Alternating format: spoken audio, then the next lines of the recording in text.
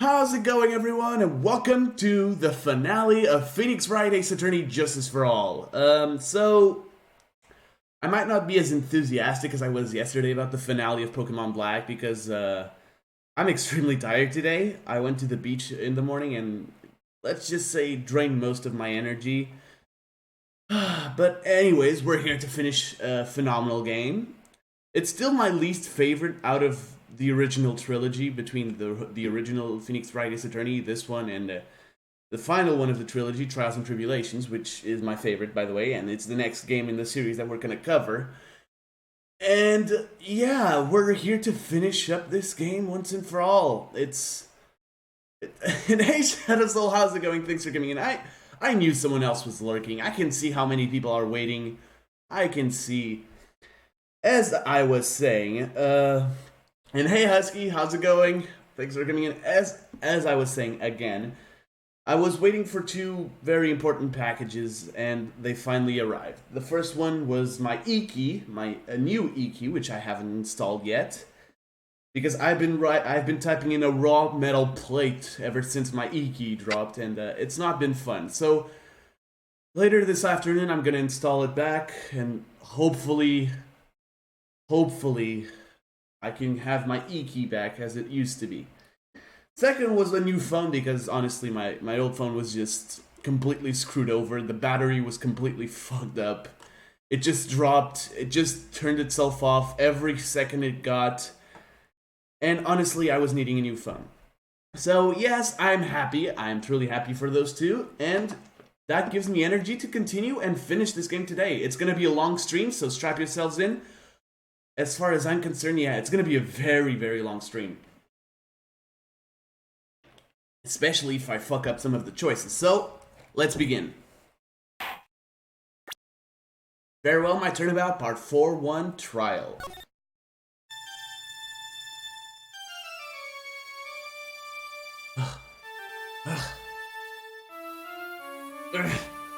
How did I get into this mess? That's far enough! You can't run forever, Mr. Phoenix Wright. What have I done wrong? I cannot allow you to go on like this. But I'm just a simple defense attorney. Silence! You are no longer worthy of your title.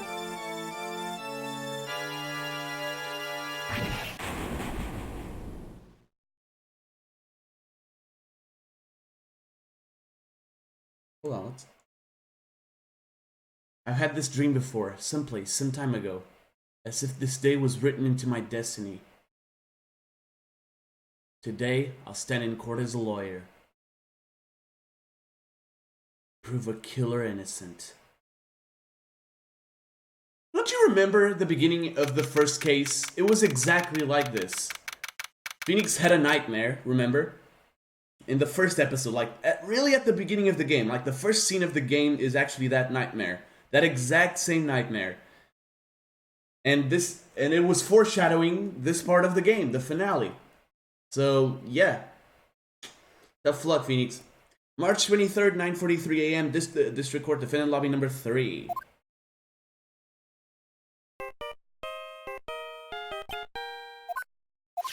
Hello, this is Phoenix Wright. You don't look so well, dude. You're gonna prove me not guilty today, right?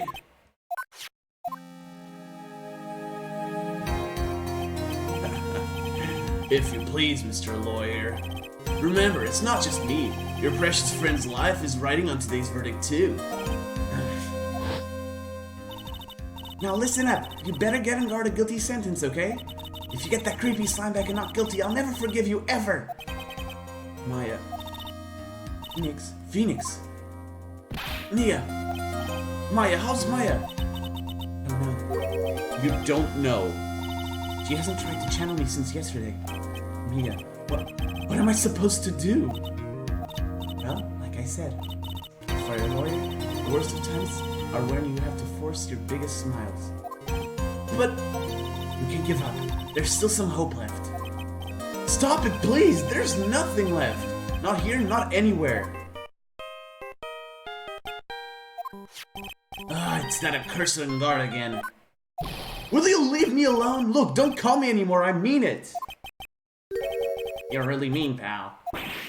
Gumshoe, I'm really sorry. Where are you? Let me join the investigation team and we're chasing after the killer, pal. Then you have some sort of lead? Sorry, but right now we've got 0 leads on the guy. But we're not going to give up.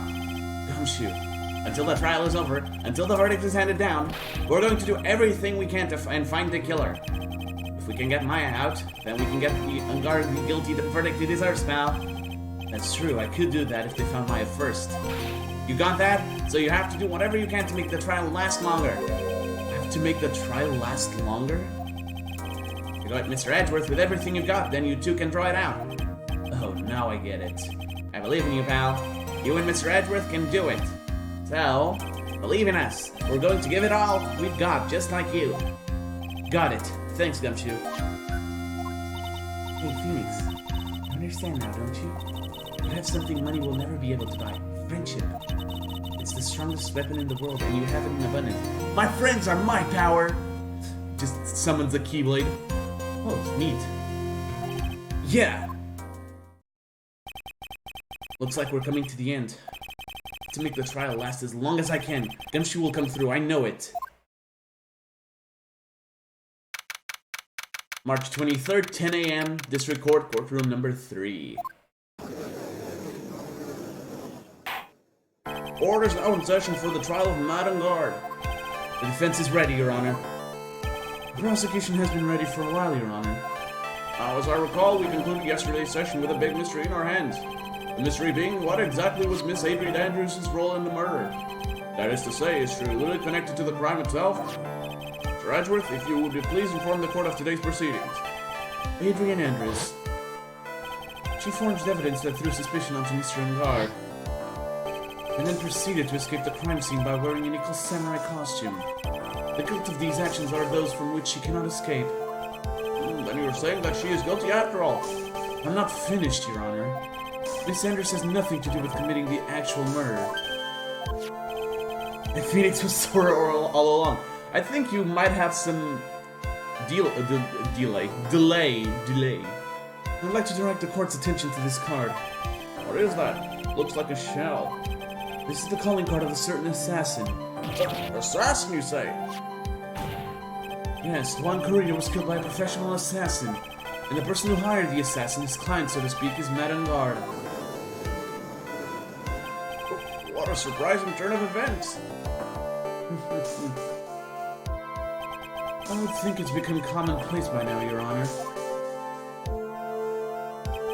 I know what's going on this time. So I know that everything Edgeworth has said is true. But we still have to hold out as long as we can. At least until Maya's safe and sound. I wonder how the trial will turn out today. Now then, please call your first witness, Mr. Edgeworth. The prosecution calls the defendant's mentor, Mr. Will Powers, to the stand. Alright, let's see what this guy has to say. Now then, witness, your name and occupation, please. Okay. I am, Will Powers. I'm a poor, underpaid action star. What is your relation to the defendant? Well, I guess I'm sort of a lousy mentor to him in a way, yeah. Mr. Powers, please, you don't need to put yourself down so much. Oh, sorry. Well, but I'm just kind of a nothing sort of guy. On the night of the murder, you visited the defendant's room. Is this correct? Yes. I didn't know that. The true Lion King. But you know. I didn't actually get to see Matt when I went. All you need to do is answer what you're asked. Now then, I would like you to please testify about when you went into Mr. Engard's room. Okay, sure. Let's start. Visit to Matt's room. After the award ceremony, I went by myself to Matt's room. Matt was standing there in front of his room, still in his nickel samurai costume.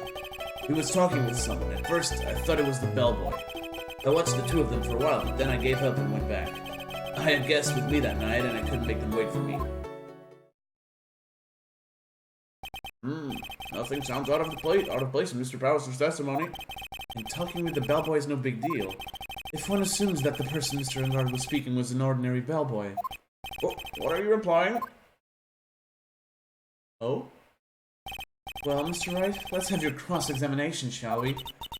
Looks like we're in another sticky situation. Huh? Trap. Can't you smell it, Phoenix?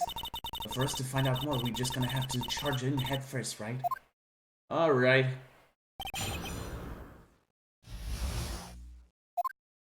After the award ceremony, I went by myself to Natural. Let's start this. The defendant's room? Why did you go there? Well, I'm his mentor, like a big brother sort of, and I wanted to say congrats. What's wrong? Why did you stop? Mr. Wright. What is it? You're going to try to trick me into a corner, aren't you? Huh? Oh my god.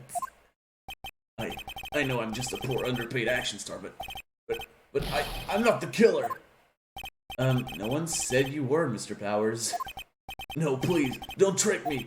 Every time you do your lawyer thing, the witness suddenly turns into the bad guy. Every time?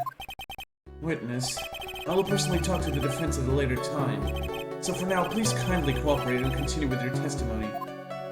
Sorry. So you went to the defendant's room, and then? Hey, wait a minute! When and how did I suddenly turn into the bad guy here? Yeah, true. And I was standing there in front of his room still in his nickel samurai costume. Are you sure that was Matt and Guard? Yeah, I'm sure. He wasn't wearing the nickel samurai mask then. If that's the case, then he really can't be mistaken. And what was the defendant doing standing in front of his own room? Suddenly becoming the bad guy. I was talking to someone. At first I thought it was the bellboy. At first? What do you mean by that? Well, he was in a bellboy-ish uniform, and he had a bottle of juice on a tray. Sounds like an ordinary bellboy to me. Yeah, but I didn't think he was a normal bellboy. And why was that? Why did I think that, Mr. Wright? How am I supposed to know? Sorry, but I can't remember right now. Sorry. I guess I'm going to have to wait patiently on this one. Watched the two of them for a while, but then I gave up and went back. Okay. You saw the two of them, the bellboy and the defendant, together, correct? Yeah, the bellboy just wanted to say congrats. Now, while you were watching the two of them, did you notice anything strange? You know, I did feel something weird. I think it was because Matt, well, he gave the bellboy a tip. A tip? But that's a perfectly normal thing to do. Oh, how long did you watch the two of them? Not more than a minute or two, I think. I had guests with me on that night, and I couldn't make them wait for me. So who are these guests you're talking about? You guys, of course. You and Maya and Little Pearl. I thought it would be really rude since I invited you guys if I disappeared on you, so I went back to my seat pretty soon after seeing Matt in the hallway. It's like squeezing water from a stone. It's probably pointless to press further. You remember this incident? Did Mr. Powers leave his seat that night? I don't remember that happening at all. Maya was making such a racket in her hyper state. I ended up focusing on her. I see. In any case, from this story, he probably wasn't gone for very long. I have to present stuff? No, I think I have to go here, again. At first, what do you mean by that? I didn't think it was a normal bellboy. And why was that? Why did I think that, Mr. Wright? Oh, am I supposed to know? Hey, wait a second. Actually, Mr. Powers, only a few minutes ago you stated... you know, I did feel something weird. I think it was because Matt... well, he gave the bellboy a tip. Could it be that you felt something strange about the tip-giving incident itself? Ah, yeah, that's it! You really know your job. Sir Edgeworth. Yes, Your Honor. This bellboy, he wasn't an ordinary one, was he? Perhaps we should let the witness tell us. Very well. Mr. Powers, please amend your testimony. You mean about the bellboy, right? Matt gave the bellboy a tip. Alright. So he gave the bellboy a tip. What's so strange about that? Well, you see, Matt's not a poor penny pincher like me. I was trying to figure out how much it really was because the tip really shocked me. How much it was? But that's when something even more surprising happened. The bellboy was putting the tip he got in his pocket. and that's when I got my first good look at the guy's face. I was really shocked. I'm afraid I don't follow at all. It sounds like Mr. Powers was surprised twice by this event. I wonder which of his shocking moments I should ask about. On guard's tip, because I'm kind of curious myself. The defendant is a huge star. He can afford to give generous tips, wouldn't you agree? Sure.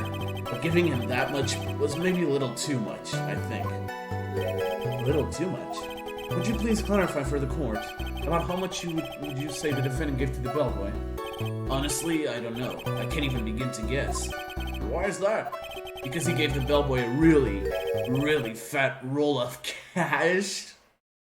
What? A roll of cash? Oh, well, how interesting. That certainly was a very generous tip, wasn't it? A very fat roll of cash. That can hardly be called a tip, Your Honor. The judge is beginning to look awfully suspicious of us. The defendant is a superstar. That kind of tip is typically fair for people like him. Oh my god, my phone is super loud. What's going on? Hold on, guys. I'll be right back.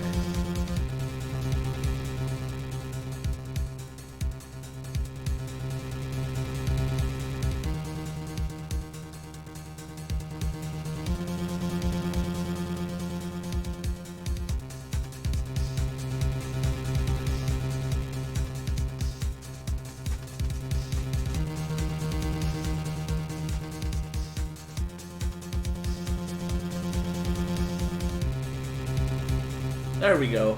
That's better. Are you saying that all superstars are super spenders? If I could receive large rolls of cash by simply bringing people things on trays, then why on earth would I stand around here prosecuting? He's got a point. I don't even get paid, let alone rolls of cash for all my hard work. So supposing that roll of cash was not a tip, then what was it? My arm is starting to get heavy. Payment, Your Honor. Payment? I've got you now, bitch. Isn't it obvious? For the murder of Mr. Juan Corrida. Oh my god. Goddamn choked on air. But then the bellboy the witness saw. Yes, he was the assassin. Hold your horses now, Mr. Edgeworth. You don't have any proof of this, do you? Have I ever been unprepared to support my claims, Your Honor? I have here the card Shelley the Killer left at the scene of the crime. Hey, to get a new controller. Oh, that sucks. Shelley the Killer. He's the person the police's special investigations team has been chasing for ages. I am certain that the person the witness saw was this very assassin, Shelley the Killer. Oh, that sucks. Oh my god, that really took a toll on me. Really? What's wrong, Mr. Powers? No, nothing. Something just clicked in my head, and I think I just figured something out. Oh? Actually, I saw that bellboy again later on that night. What? Mr. Powers, please testify. Tell us what you saw. Yes, sir. Right away. Alright, second thingy. This time I was in that hallway because I had to go to the bathroom. And that's when that bellboy I saw earlier came out of the room. Oh god, that sucks. Of course, when I say room, I mean Juan Corrida's room. Now that I think about it, that bellboy did seem kinda out of place. Yes. So he had to be the assassin, I'm sure of it. I mean what? Thank you very much. That is all we need for now. Huh? But I'm not done. There's still more. Let us first establish that the bellboy was truly Mr. the Killer, then we shall see. So the bellboy came out of the victim's room. And if that bellboy really was the assassin, then I think the answer is fairly obvious. That would be correct, Your Honor. Well, Mr. Wright, I believe it's your turn to entertain us and make us laugh. This is no laughing matter. The second time. Alright. I had to go to the bathroom. I'm not going to press on that, obviously.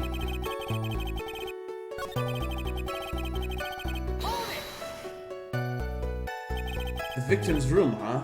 This one doesn't have a unique design like my other two. Red and... Oh, that's cool.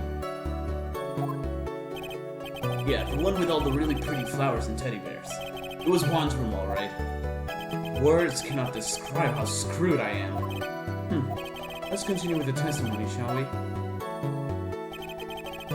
The bellboy did seem kinda out of place. Why is that? So what exactly was so out of place about him? Right. Why the insipid grin? Maybe because I have no idea what damaging thing is going to say next? Well, the bellboy was empty-handed. Empty-handed? That bellboy was one of those room service people, right? Oh, yeah, that's cool. But he wasn't pushing the cart over, and he wasn't holding a tray either. You'd call that a little strange too, wouldn't you? I agree that it is a bit strange, Mr. Powers. And hey, golly, how's it going? Thanks for coming in. Well, why are you suddenly, like, part of the Crusades today? I don't know. I don't get it. But is it really that unusual for a bellboy to be empty-handed? What should I do? Should I let Mr. Powers' testimony slide, or try to pull a fast one? There is nothing strange or unusual about an empty-handed bellboy. There really is. There really isn't. Oh, okay.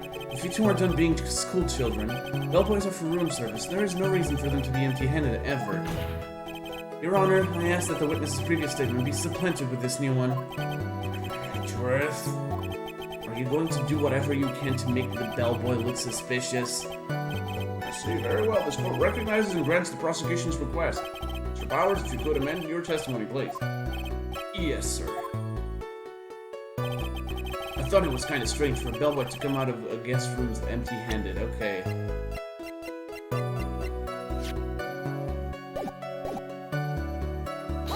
Hold on. Hold on, guys. I'm just trying to see if everything's alright on YouTube. Yep. So you're saying that it's suspicious for him to be empty-handed? Yeah, really suspicious. I mean, when I first saw that bellboy, he was holding a tray in his hand. And there was a bottle of juice and a wine glass on it. Juice? What kind of juice was it? I'm pretty sure it was tomato juice. We could come up with some sort of reason as to why he was come out empty-handed. Some sort of proof. Then I think we can dodge the bullet on this one for now. Proof, huh? Sounds like another job for the court record. I think I know what to do. I'm not sure about that. But I think I know which thing goes here. It's gotta be this. Okay, it's not. I just lost. Your Honor, you suck. Clearly are saving guess. Yep. Nope. You don't sound very sure, Mr. Wright. No, objection denied. Boom.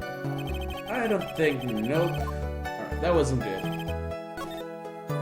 Alright, let's just press the last one.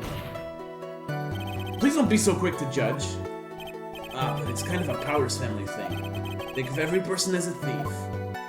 Well, I guess a thief and an assassin are both sneaky and silent. That's not the point, Phoenix. In any case, if that bellboy was the assassin, it would be very bad for us. But he really is the assassin, you know? Yes, but think of it yet. If you want to prolong this trial for as long as possible, you're going to have to pull some cheap tricks on this one. Oh, God. Alright, let's try this one. Are you sure it was the same bellboy? Yeah. And how could you tell? All the bellboys wear the same uniform after all. But you see, well, he had those stitches in his face. Thieves promoting... Really? Well, what a coincidence. His face. Ugh. So I'm sure it's the same guy that was talking with Matt. So which room did the bellboy come out of? Oh, God.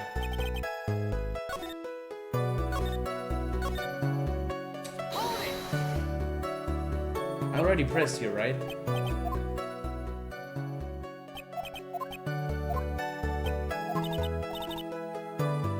It has to be here. Oh, God. Alright. It has to be here. Beep bop. Beep boop. I really don't know what... I don't know. I don't know.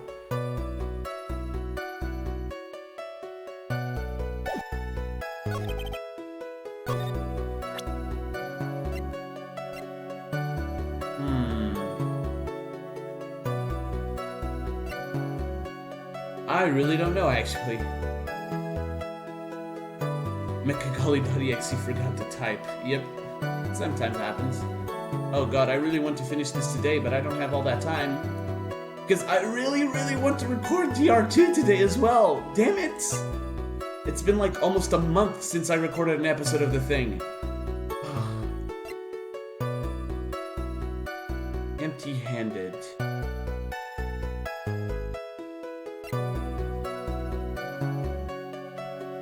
What could he be carrying?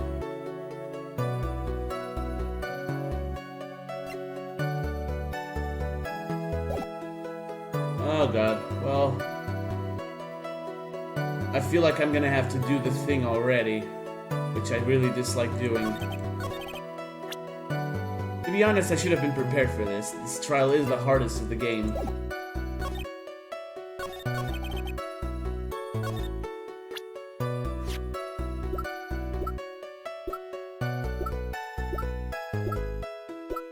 The thing. Oh, the thing. Oh god, here we go. Not this one.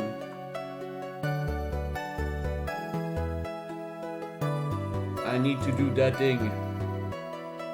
I'm sorry about the lag, by the way, guys. It's just temporary, I promise.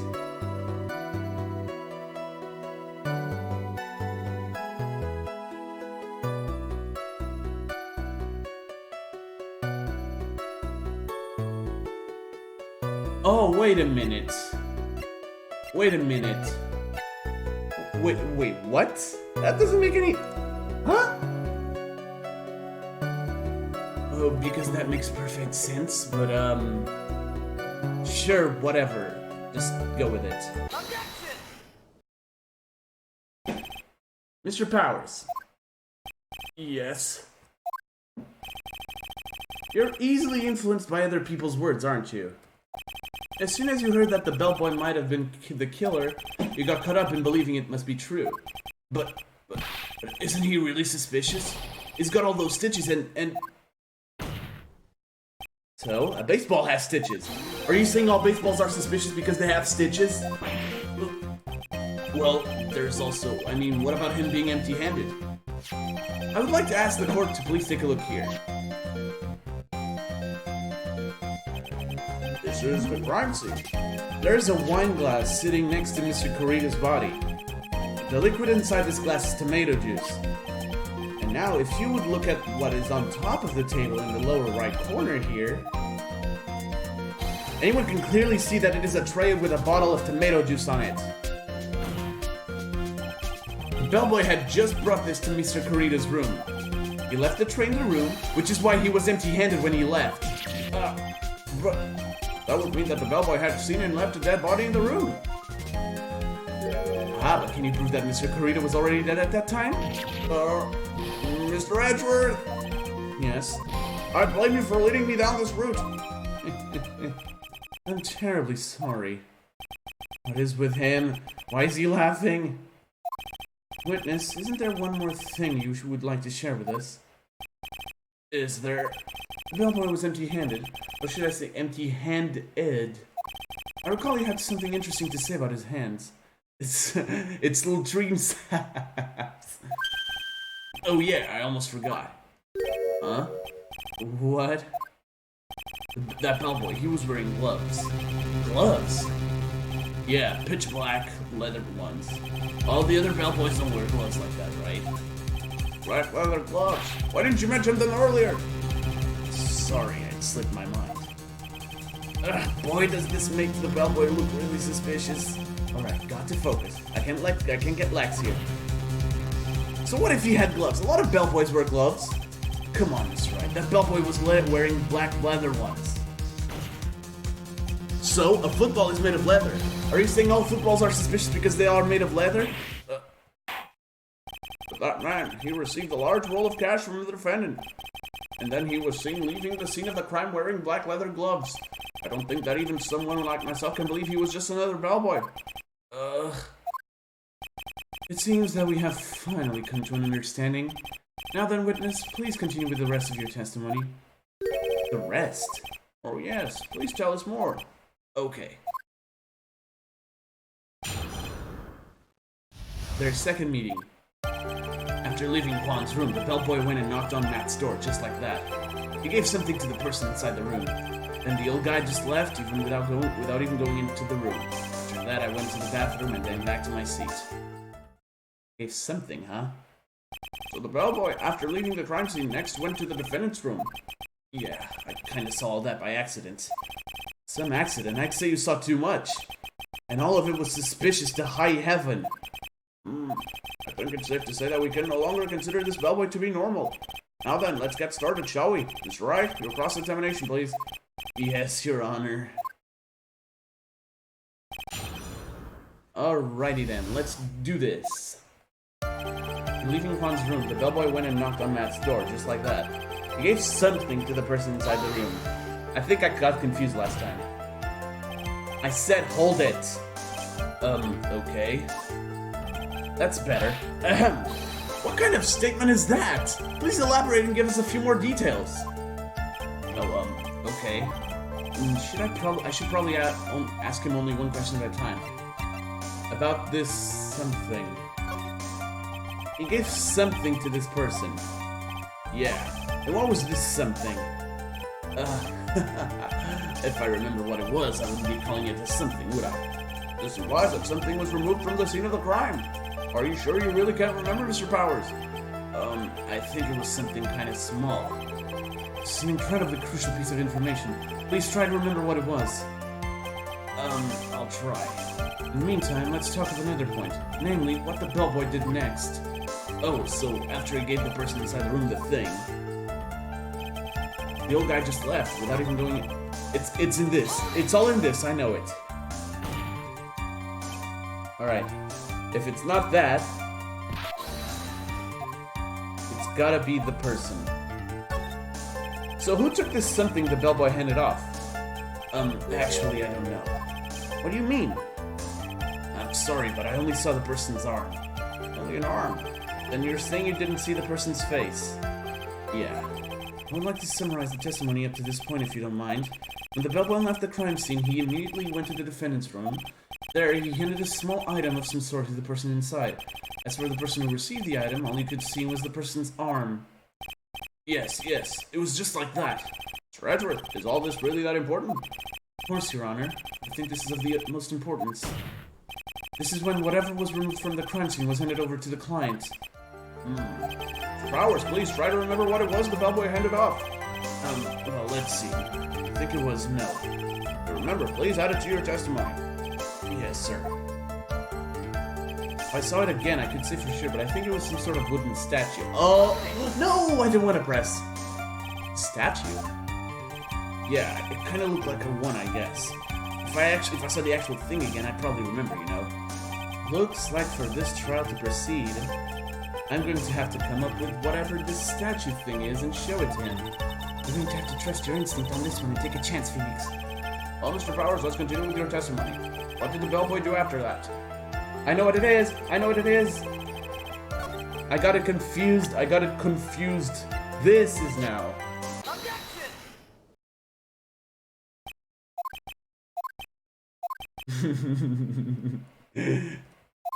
What was the point of that pregnant pause?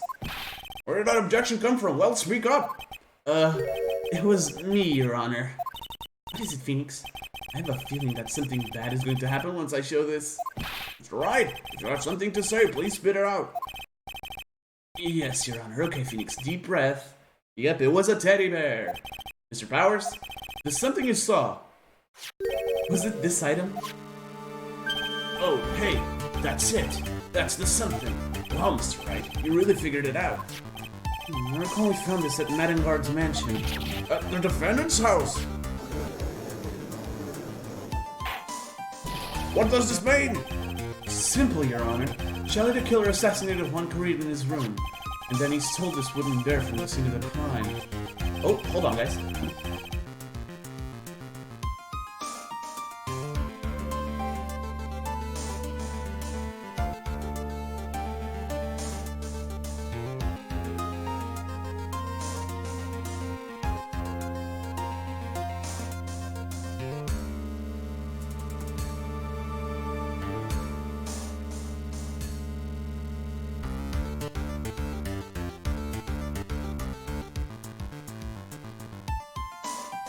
I'm back. Sorry about that.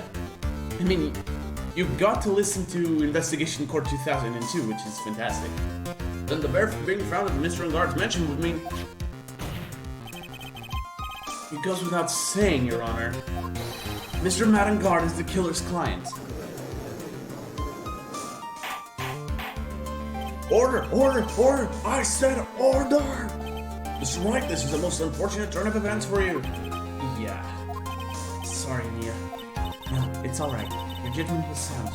Actually, I figured the bear would come out. If not now, then it would have later on. Even if you hadn't shown it to court, I'm sure your friend Edgeworth would have. I almost forgot that he knew about it too. It is clear that there is no need for us to continue this trial. I can't let this happen. I have to do something. There has to be something we've overlooked. Your Honor, a minute, please. Yes, Mr. Wright? There are still a few points left that we have not fully explored. What are you trying to pull? Oh? Well, we can have that. Alright, Mr. Wright, what questionable point would you like to explore further? Let's, save. This is a point of no return, I think. Alright. Powers' testimony, the person who received the bear, or the bear itself. I think it's the person who received the bear. There was one thing in Mr. Powers' testimony that was very unclear. The save button. And that is the identity of the person who received the bear. He gave something to the person inside the room. Hey, Husky, watch it with the caps, man. Come on. Come on. I'm sorry, but I only saw the person's arm. As long as we don't know who it was that took this bear, we can't be sure of...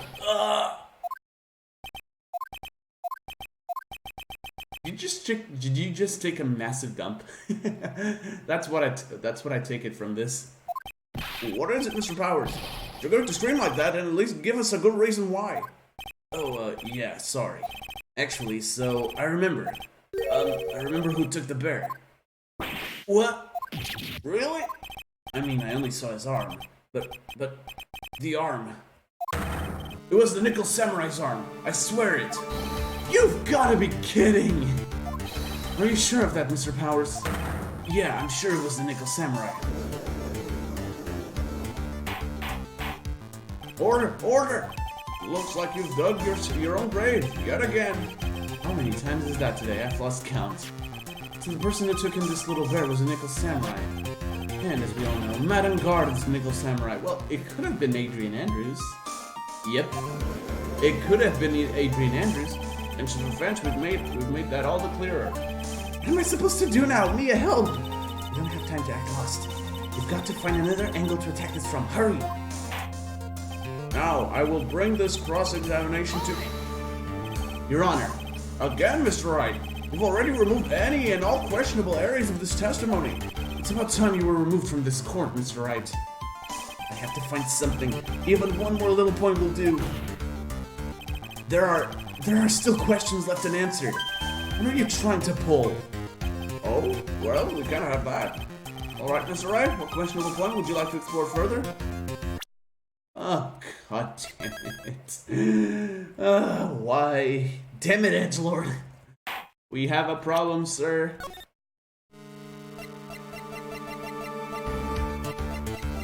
The bear itself? I don't know. I think it's fairly obvious that the bear itself is very questionable. The bear, Mr. Wright. This was found at Mr. Engard's mansion. However, Mr. Engard was arrested at the hotel that night, which means that since the murder occurred, he has not had a chance to go home. Oh? I think Your Honor has already figured out what I'm trying to say. It is not possible that it was Mr. Engard who took this bear to his mansion. Why, that's very true. We didn't consider that point, Mr. Wright.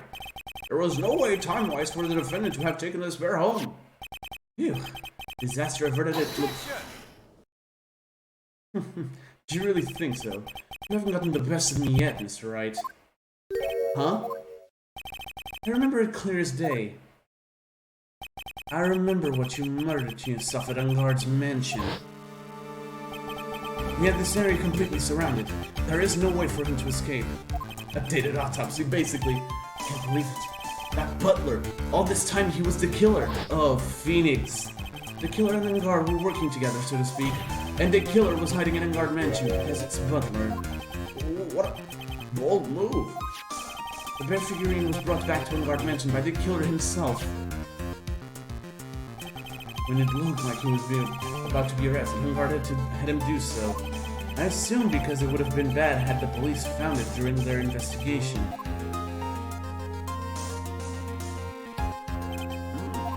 Well, Mr. Wright, you've been quiet for a while now.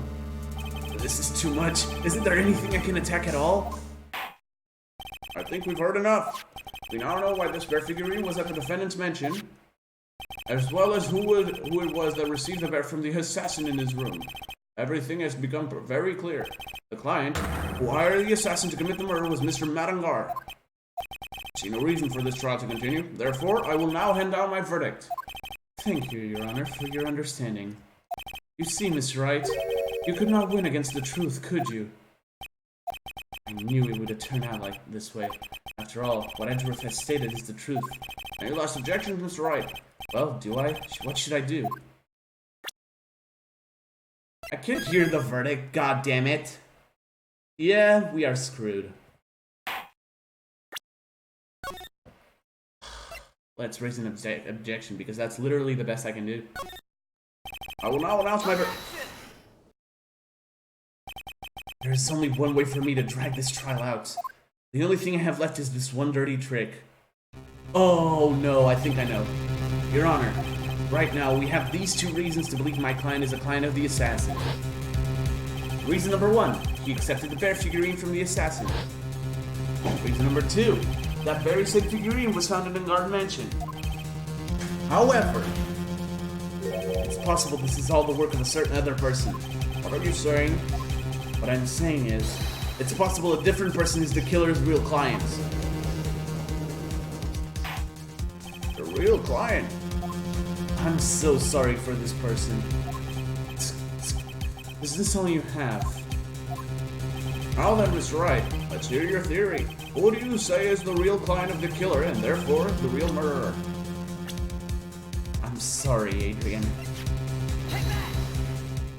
Adrian Andrews. Yes, we already know that she tried to frame Madangar for the crime. By wearing a spare nickel samurai costume. Oh, then the nickel samurai's arm that I saw. That could have very well been Miss Andrews. Ah, water. What about Mr. Ungard? If you would please recall yesterday's testimony. The defendant was taking a nap during the break period.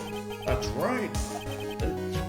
Finding this figure at Mr. Ungard's mansion. It was a well-laid trap set by Miss Sanders. Mr. Edgeworth, what is your opinion on this?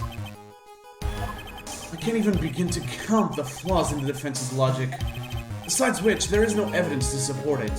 However, I can't fully discount its possibility either. What is with this trial? Come on, anyone can tell Ungard did it.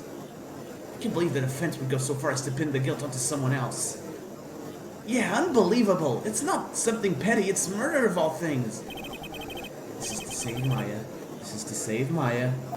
Even if the whole world turns against me, this is only one fight I can't give up on. Order! Order! Order! All disrupted parties will be forced to leave the courtroom. Your Honor, for the benefit of the defense, I'm willing to play along with this what-if game. His what-if game, Mr. Edgeworth? As the prosecution is prepared to challenge the defense's theory. Mr. Wright, even you must have thought it strange and wondered, why would the criminal want this little wooden bear? Or is overrated chaos time? Yep, he's right. The killer did specially bring that bear to guard right away. Why do you ask? Is there something special about it? Absolutely.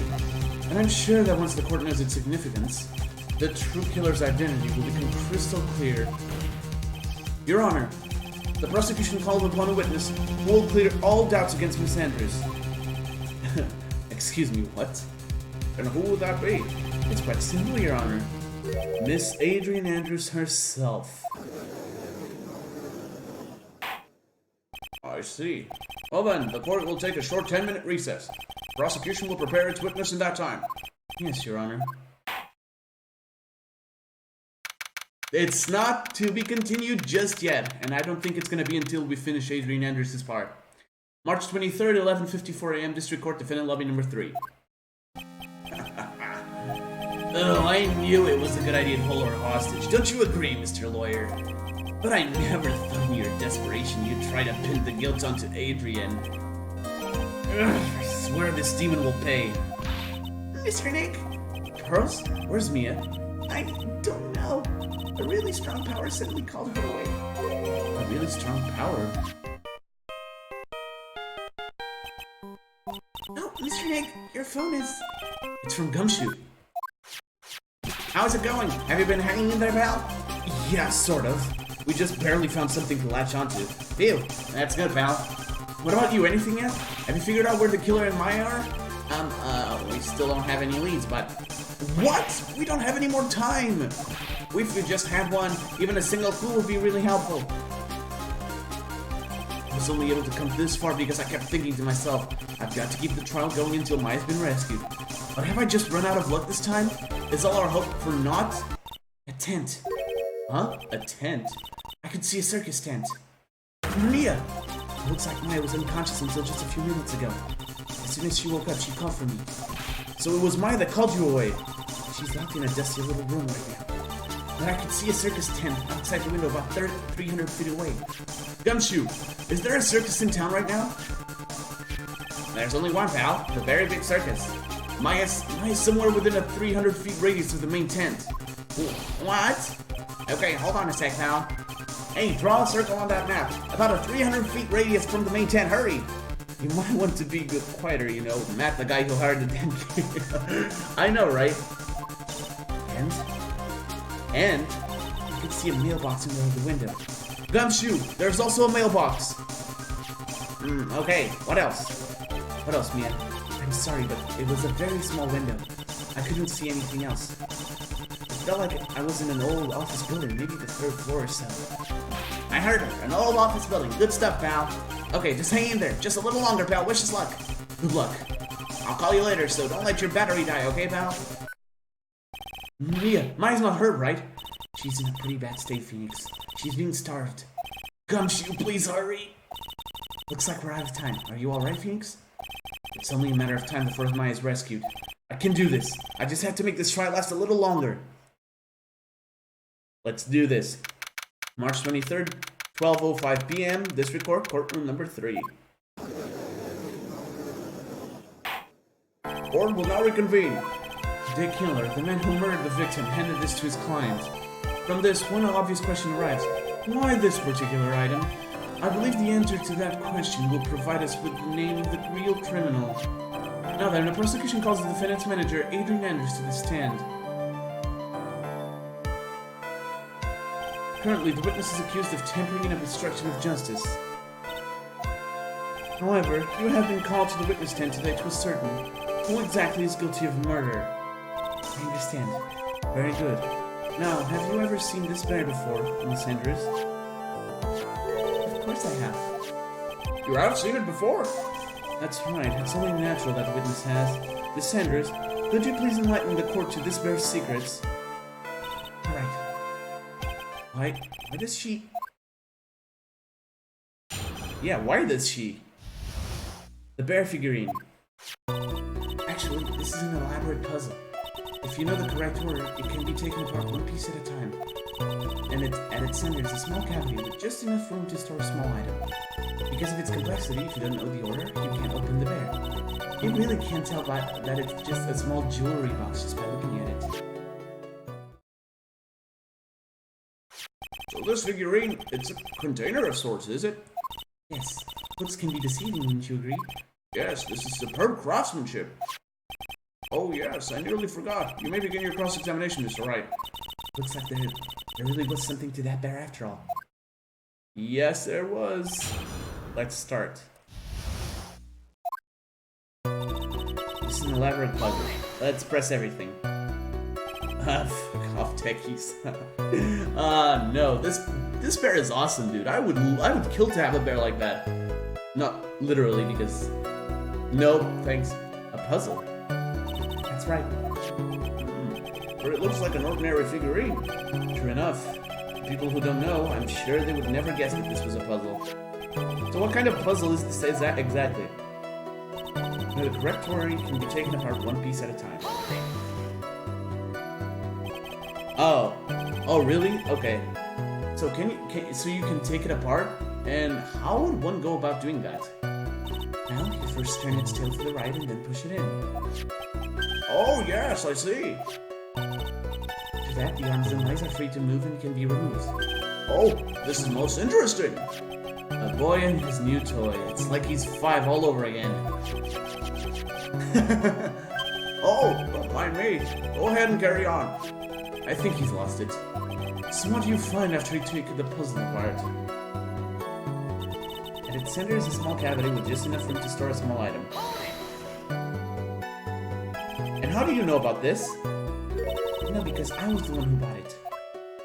Huh? And hey, Killer Darkrai, how's it going? Thanks for coming in. It was a souvenir from when a friend and I went to sleep with Switzerland. Then this was a present from you? That's right. It was a puzzle in the shape of a bear, so I thought it would be perfect for Juan. It was a present from Miss Sanders. Witness, let's continue with your testimony. Because of its complexity, if you don't know the order, you can't open the bear. Okay. So who exactly knew how to solve this puzzle? Only the two of us, Juan and myself. It was a souvenir from Switzerland, so I doubt there are many people with the same bear in this country. This looks like it can be easily broken, especially if someone wanted to get what was inside. Well, it's a toy, but it can never be the same again once it's been broken. You really can't tell that it's a small jewelry box just by looking at it. Yep. Who else knows that this bear is actually a small container or jewelry box? I never told anyone. And as long as Juan never told anyone either, then only the two of us knew. The two of you, huh? Then of course that means Mr. Ungar didn't know, right? I think this is about all I'm gonna get for now.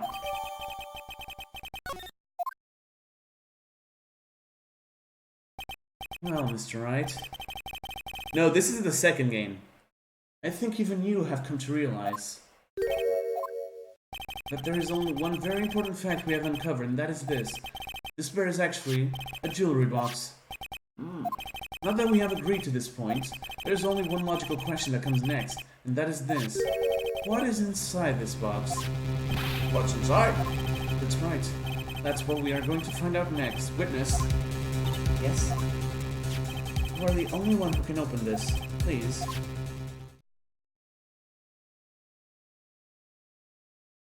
There's a painful silence hanging over the courtroom. All eyes are on Miss Sanders now as she solves the puzzle and takes the bear apart. Oh, don't worry, Husky. Let me just see if everything's alright. Yep. I've opened it. Is this what you wanted? What is that? It looks like a note. Oh god, it's the note, isn't it? I don't think we need to guess at what it is, do we, Mr. Wright? It's the suicide note. The suicide note? A suicide note left by Juan Corrida's former manager, Celestine Pax. Until now, no one knew of its whereabouts, but just as we suspected, it was hidden. Hidden by the victim, Juan Corrida himself. It seems Celestine Pax had very beautiful handwriting, and she just as beautifully signed her own name on this document. This is most definitely the note she left right before she committed suicide. Order! Witness, do you know about this? Yes, I did. I heard all about it from Juan. And I discovered his body. I looked for the bear. I wanted to destroy the note before it became public, but I couldn't find it anywhere. It had already been taken by the killer. The thing is going at least your edge worth of space. So now that the suicide note has been found, what's the next logical question? What is written on the note? That's right. At least that's what I would think. Now then, I believe it is only appropriate the contents of this note be made known. I can't stop you, can I? I went through so much just to get my hands on it. And I was going to burn it. For her sake. I'm deeply sorry, but I can't allow you to persuade me to stop. Your Honor, if you could please read the contents of this note aloud. Very well. The judge's voice rang loud and clear through the dead silent courtroom. In her note, Celeste Impax left to us a record of all that had happened to her. About being used and then thrown away by Engard. About being engaged to Karita and Engard's role in destroying that. And about how she decided in her despair to end it all.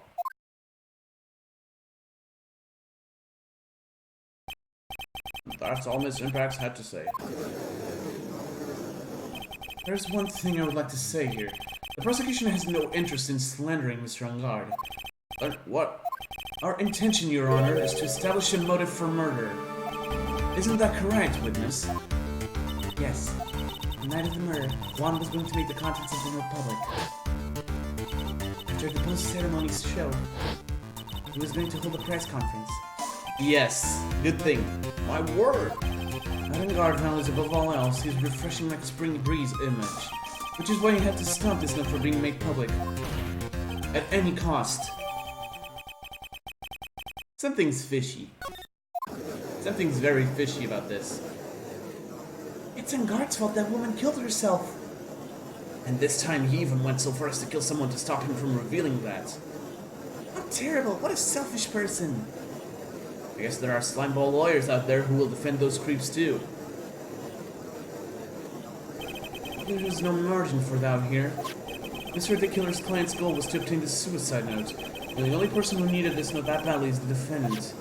Let's not forget that the bear with the note inside was found at the defendant's house. It seems that we have come to the truth at last. The defendant's motives were entirely selfish. He deserves no sympathy from anyone. Ugh, how am I supposed to escape from this one? And hey, Eclectic, how's it going? Thanks for coming in. Why the hesitation, Phoenix? M2 hasn't called yet, so you know what you must do. I know, I have to carry on and buy him some more time. Okay, there are two deadly pieces of evidence. The figurine and the suicide note. Maybe somehow I can find a way out of this situation through one of those. The gavel is already in the judge's hand. Phoenix, hurry! The suicide note or the figurine? Which one of these should I pursue? I know the answer, but for the sake of suspense, I'm gonna save. I kind of remember the finale of this game, like, a lot, because it really touched me. We're still in part 4-1, so... the suicide note. Objection! Please wait, Your Honor. Oh man, look at that lawyer. He's still going at it? It's like he doesn't care that he's trying to get a killer off the hook. He enters the save button. I think Your Honor believes that Engard killed in order to obtain this note. Yes, that is correct. That seems a little strange. In fact, I think there is a contradiction here. This note was hidden by Mr. Karita until the night of the murder. The answer is you! No, that's... No. The killer is you! I think it's... Okay, no, wrong game. That is the case. Wrong game, yep. Stop. I said that Engard could not have known what was written on this note. Oh, I didn't think of it that way. Exactly, but I did think of it that way, and I thought it was rather strange. No one in their right mind would kill for a note without first knowing what it said. Order! Order! Order! You make a valid point, Mr. Wright. Mr. Edgeworth, what is your opinion? That is true. It was just a flash, but I think I did rather well on this one. Unfortunately, I think he believes differently. I believe a show of appreciation is in order. Huh? The defense seems to be in love with wishing more despair upon itself. Despair? No. Despair. I would like to direct the court's attention to this. What is that? It is a very small video camera, Your Honor. This type of camera is commonly used as a manner of spying. Wow. Fine. What the? I thought that spy camera was in my possession? Vanguard and the victim both thought of the other as the biggest rival. They even went so far as to use this type of item to find each other's weaknesses. And? The victim, Juan Corrida, was being spied on.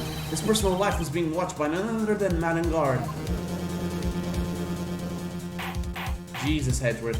Order! Order! Mr. Wright. Yes, Your Honor? You don't tell me you knew about your client's spying activities. Well, sort of. Sort of is not an acceptable answer, Mr. Wright. You seem more confused, Mr. Wright. You're probably thinking, but I have the camera that was in the stuffed bear's eye. But this camera that I have is not that same one. Last night I searched the victim's house on a hunch, using this. Gumshoe's bug sweeper. Alright. By the way, Mr. Wright, the defendant's fingerprints were found on this camera. That's Vanguard's fingerprints were on there? Well, Phoenix, looks like those cameras were hidden all over the place, huh? What am I supposed to say to that evidence? I think this is the end. It's fairly obvious that Mr. Vanguard learned of the suicide note through this. He was watching the victim all along. He got me good this time. I don't have anything to counter that. Hey, now what's that lawyer thinking? Mommy, is that man the bag killer guy? Shh, stop, don't look at him. The way he's sweating is just so, ew, nasty. Nix?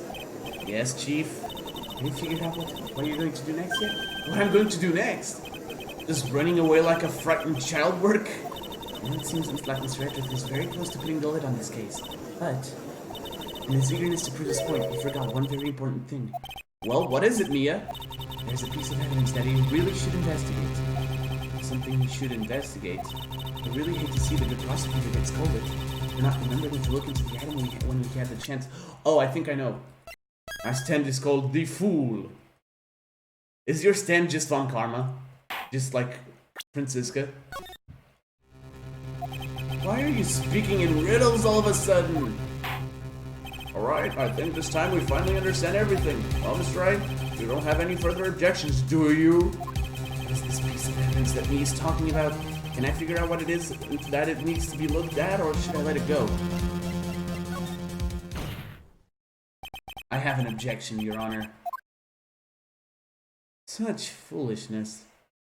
That was about the weakest objection I've ever heard, Mr. Wright. Objection! Jesus. Your Honor, the defense has no intentions of letting this go so easily. We're beginning to sound desperate. It's just your imagination, Your Honor. Mr. Edgeworth, this is not like you at all.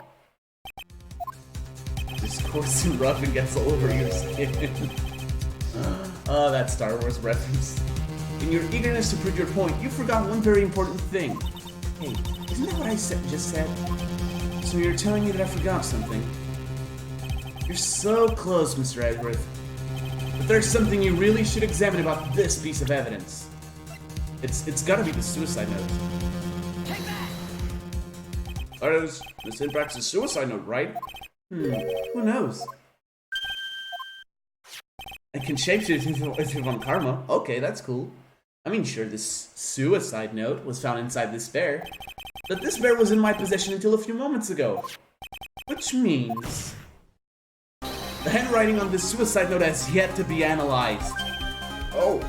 So, as to whether this pivotal piece of evidence was really written by Miss Impax or not, he has yet to be remotely confirmed. Your limbs can... Oh, no. Mr. Wright, you can seriously be suggesting...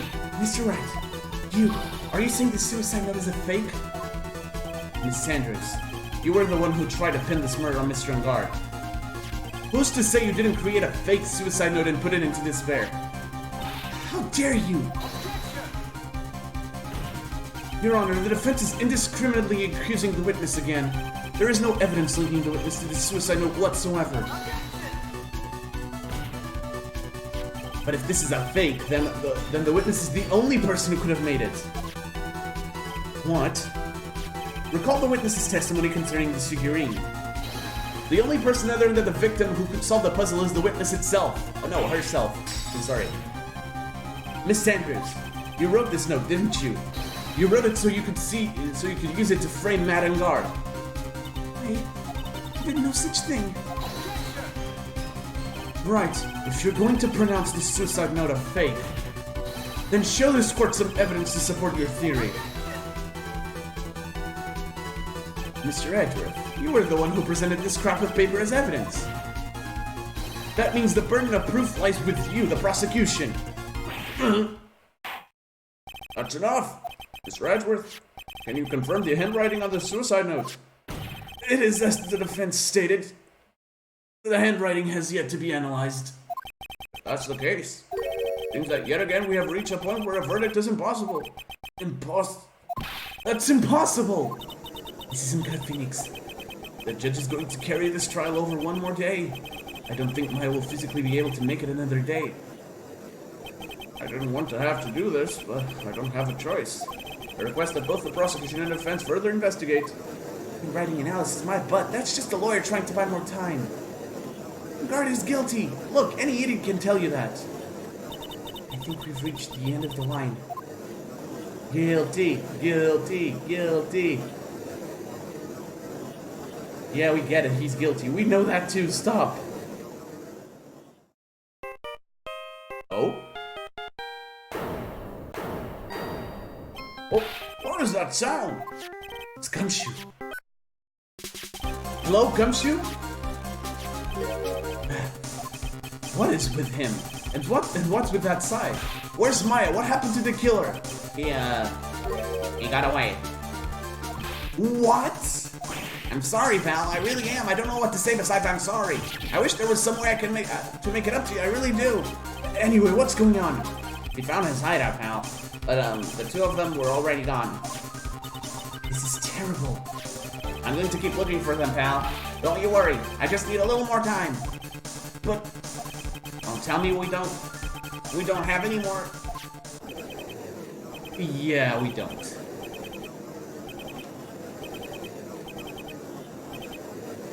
You're a bit late, Gumshoe. Do you hear that? They're calling for his head. That's right. I can't. For us to come this far and... Oh, what is it? Let me talk to Miss Edgeworth. I can't do that. Mr. Wright, would you please get a hold of yourself? Yes, Your Honor. I'm about to end today's proceedings. You may take your phone calls after. Hold on, Your Honor. Edgeworth, catch! Mr. Edgeworth, please, you've got to buy us some more time. Court is in session. I'm sorry, Your Honor. You were saying? Mr. Wright, this is a court of law. I'm sorry, Your Honor, but... I am reluctant to do this. However, it appears that I have no choice but to suspend proceedings until tomorrow. This time I really can't do anything. I'm not going to respond to that. Court is now adjourned for the day.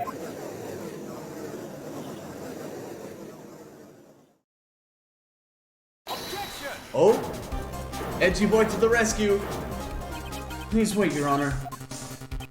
Edgeworth? What is it, Mr. Edgeworth? Can you imagine? Well, those are the old phones that could withstand anything, so I'm guessing it would be fine. I humbly request another 30 minutes of Your Honor's time. What purpose? We can perform the necessary tests on this piece of evidence in that time. Can you really obtain your results in 30 minutes? I believe we can, Your Honor. But wouldn't it be better if we adjourn for the day and then reconvene tomorrow? 30 minutes, please, Your Honor. That's all I'm asking for. Please, Your Honor. Very well. At the prosecution's request, this court will now take a 30-minute recess. But be advised that I will not allow another recess today. I'm not sure if this is helping or hurting us. The court will now take its final recess of the day. Oh my god, we just clutched that. We just absolutely clutched that. March 23rd, 2:04 p.m. District Court, defendant lobby number 3. Yep. Right, well, what's going on with my situation? They kill her. Looks like he got away again. 30 minutes? We can find her in that time. Just look at them. Report. Is that Mr. Edgeworth? We don't have time. Just spit it out. Right. It looks like we just missed them, sir. But the killer left a few things behind by accident in his rush to get away. A few things? Can we use any of them as evidence? I thought you'd ask, pal. I've got the things you left with me right now, and I'm on my way over. Really? That's odd. Any items like that are usually sent to the crime lab first.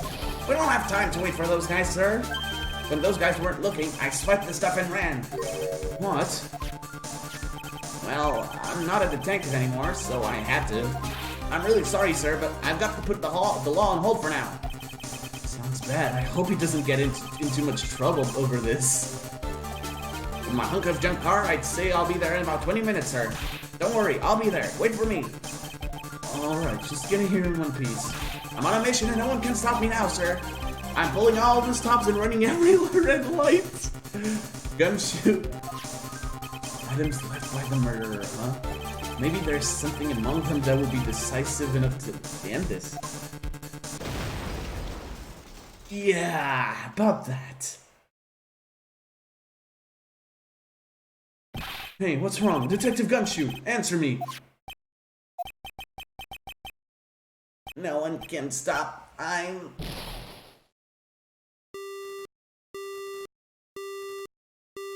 You are dead. Not big surprise. What happened? It sounded like he had an accident. I'm guessing his cell phone broke as well. What was he thinking? We've got to hurry and call for help. But we have no idea where he is.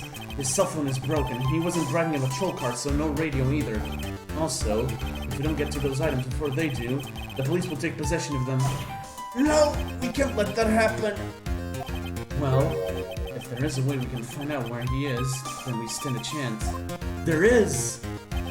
Why, oh, why did Gumshoe have to get into an accident now? Is there any way to find out exactly where he is at this moment? There is a way. That's right! There is a way! What? How? I'm sure we can find out where Detective Gumshoe is through this! Why are you bringing up Francisca at a time like... Oh, I see. I'll try to get in contact with her. The chances are slim, but she's all we have. Francisca. Will she even want to help us? Edgeworth. What is it? I don't have any right to judge anyone ever again. I know my client is guilty. But what I'm doing now, I'm pinning the guilt onto someone totally innocent and using the evidence to do so. It might be my turn to say defense attorney Phoenix Wright chooses death. Right. It doesn't suit someone like you to cry useless tears. Whether you did your job well or not, that can only be seen after the verdict has been decided. The verdict. Is Prosecutor Edgeworth here? Yes, bailiff. There's a phone call for you, sir. They said it was extremely urgent. They're probably finished with the handwriting analysis. I have to go take this call. In the meantime, think hard about what it is you must do. To be continued right now, because we're finishing this today, damn it. Whew. What an episode so far. This part is my favorite part of the game, hands down. 4-1 and 4-2 are the best parts. Let's do it. 4-1 and 4-2 of Farewell My Turnabout, of course. March 23rd, 2:35 p.m. District Court, courtroom number 3.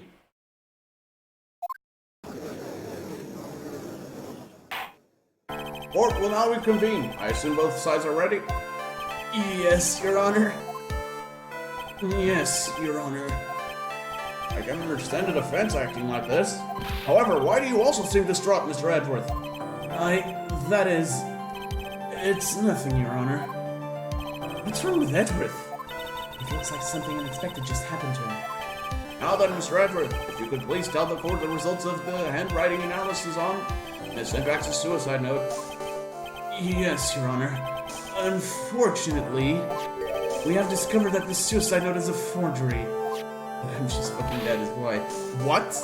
What do you mean, Mr. Edgeworth? This note was not written by Miss Hinpax herself. It is a fake. Here we go. Hey, welcome back, Ollie, if that's the case. I think it's welcome back, but I think you've been here the whole time. Order! Order! Order! Mr. Edgeworth, would you care to explain what is going on? Yeah, This was not written by Mr. Bex, then who wrote it? We would need more time to do a more detailed analysis. However, it appears that the handwriting matches that of the victim, Mr. Juan Corrida. Mr. Corrida? Well. Looks like Mrs. Bex never left a suicide note after all. She never wrote anything about Engard. However, Your Honor, even though this suicide note is indeed a fake, Mr. Engard could not have known that, and so those facts remain unchanged. Acting under the assumption that it was real, he had plotted to possess it. That does sound very plausible. His theory that Engard had no idea that the suicide note was fake. Something seems a little wrong with it. The defense believes that the theory the prosecution has stated contradicts testimony. If everything the prosecution has proven up to this point is true, then it's impossible for Mr. Engard to not have known it was a fake. Yeah, the camera. It's a little camera. What is this little item called again? A video camera, Your Honor. Well, a very small one, but... Oh, that's right, a camera. Oh, you kids and your fancy toys nowadays. Mr. Edgeworth, earlier you claimed that Mr. Engard knew of the existence of this note because he was spying on the victim. Isn't that right? If that were true, then this means Mr. Engard would have known that the victim had forged the note. So then, no, I gave the judge the Edgeworth voice, I'm sorry. So then the defendant knew that this suicide note was a fake. And if that's true, then that situation has suddenly changed in a very dramatic way. Exactly, Your Honor. The prosecution's theory as to what Mr. Engard's motive for murder was, it has suddenly disappeared into thin air. Your Honor, it's not as if Mr. Engard monitored Mr. Corrida for 24 hours a day. Perhaps the victim wrote the note in a place Mr. Engard didn't know of. Well, right back at you, Edgeworth. Why don't you show us some proof that the victim made the forgery at an unknown place?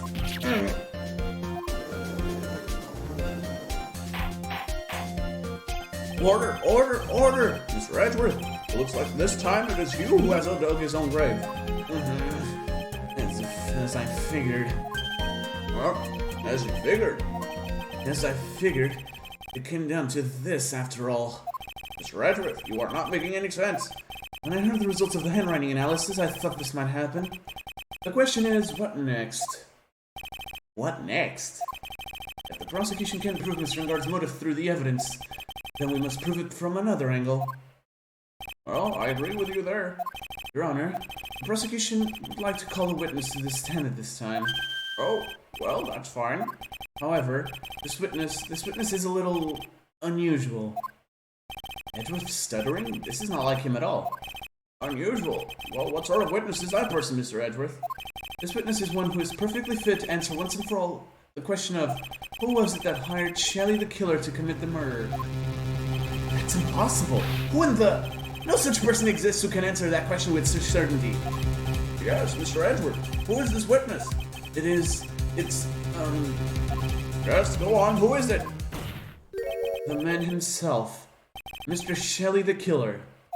Oh, Mr. the Killer. Wait! Shelley the Killer! You mean the killer? I mean the assassin? French laugh. I am the spy. Yes, Your Honor. He's coming here to the witness stand. Well, yes, in a manner of speaking. The killer. if Phoenix Wright was a Ugandan movie. It's the killer, man. I recognize that this is a very unusual circumstance, so I ask for your permission. Well, Mr. Wright? Yes? Is this alright with you? Do I have a choice here? I can't really do much else to drag this trial out. The defense has no objections, Your Honor. I wonder if it really is alright to do this. Why are you objecting? Oh, bug. Why? Very well then, the prosecution calls our witness to the stand. Edgeworth, is there no other way left to us? Let's do this. Now then, witness. Your name and your, occupation, please. Very good, sir. My name is Shelley the Killer, and I am a professional assassin. I say, what is going on here? Your Honor, How can you remain so calm? And what is the meaning of this two-way radio? Actually, Your Honor, it was delivered to me just now, and it came with a condition. Spam's objection button. Oh my god, he's a radio! As long as we do not trace its source, Mr. the Killer would testify to this court. So this must be what that urgent phone call he got earlier was about. Oh no, this will not do. I cannot allow this in my court. First of all, we can't even be sure this is really Mr. the Killer himself. Witness, please present some sort of proof that you are in fact Shelly the Killer. I understand. Please wait a second. I'm so hungry. Maya! Maya! A voice. Mr. Wright, can you confirm anything from this? The defense has no objections to this person. We are satisfied that this man is indeed Shelly the Killer. It looks like we have run into yet another unexpected turn of events. Well, it doesn't seem like we have too many choices under these circumstances, so... Now then, witness. There is one thing I would like to confirm before we speak of anything else. And what would that be? At the request of a client, you killed Mr. Juan Corrida. Is this correct? It is as you say. I did indeed kill Mr. Corrida. Now that we have answered that, let's move on to the name of the client. Very well. This is all just a bad dream. Yes, that's it, a bad dream. Shelly the Killer. What is he going to say? Oh god. About my client. There is something I must first state. To an assassin, nothing is more important than the trust between a client and himself. And that is the reason I am here today on this witness stand. It is my wish that you grasp this concept before I give the name of my client. Mr. the Killer seems to be a very clever man. I'd almost say he seems to be mocking us. I don't think so. Well, he may appear to be our enemy, Your Honor. Mr. the Killer is only stating the truth. In a sense, that is true, golly. First the parrot, now a transceiver. Well, the parrot wasn't the final witness in the first game, was it? No, it wasn't. It was, Edgeworth. Edgeworth himself. He is no hypocrite. He has always stood by this one belief. You mean about this trust between his clients and himself thing? Seems to be a level of trust beyond what people like me can comprehend. Well, Mr. Wright, are you ready to cross-examine the witness? Yes, Your Honor. There's no way to know what's coming next, so stay cool and collected, Phoenix. Alright, we gotta cross-examine an assassin. What a joy. Something I must first state. Alright, we have to press everything if I'm not mistaken. We can hear anything you have to say later. Can you please just tell us your clients? I don't think you understand your place, Mr. Attorney. We locked that radio up. It contains its soul. I said this is something I must first say. Do you know what the word first means? Sorry. Go on. Well, it appears this is one witness again bad, Mr. Wright. It's only because you don't know about Maya's situation. To an assassin, nothing is more important than the trust between himself and a client. Alright? The trust between you and your client? I provide my services in a fast and efficient manner. In exchange, I trust that my clients are discreet about me and my identity. If too many people knew my face, it would be quite troublesome. That is why you're testifying in this manner? This is the first time one of my clients has ever been accused of murder. I must preserve the killer name so my clients can trust me. But couldn't someone stab you in the back and break your trust? It's never happened before, but if it ever did, yes, that person wouldn't be my client for very long. They would certainly... That's enough. Please no more. Very well. It was only a hypothetical anyway. Locks up the transceiver instead of the actual killer. Because that makes sense. Yes, it is. That seems a little strange to me. I mean, you're about to tell us the name of your client. I would think that this would be very bad for them. It doesn't matter to me. This client has already broken the rules and acted outside of their prescribed role. Their role? This person tried to implicate another of the crime in order to save themselves. And this is a trespass that cannot be forgiven. You? Who gave you the right to be so high and mighty? To the gentleman who spoke just now. Excuse me, but would you care to die? Excuse me, but would you care to die? Oh, no, I didn't say anything. The judge had better watch himself. It is my wish that you grasp this concept before I give the name of my client.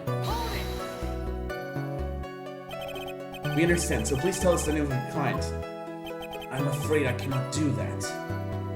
I still have a few things to say before I do. That egomaniacal.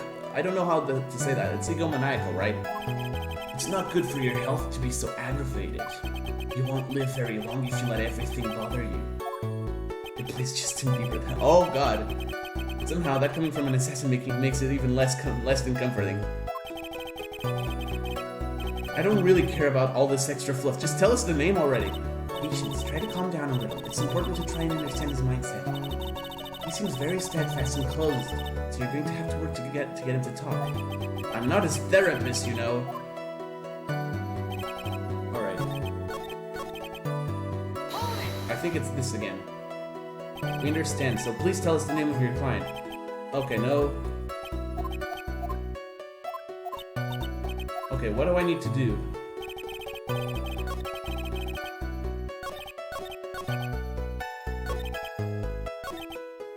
I forgot about this.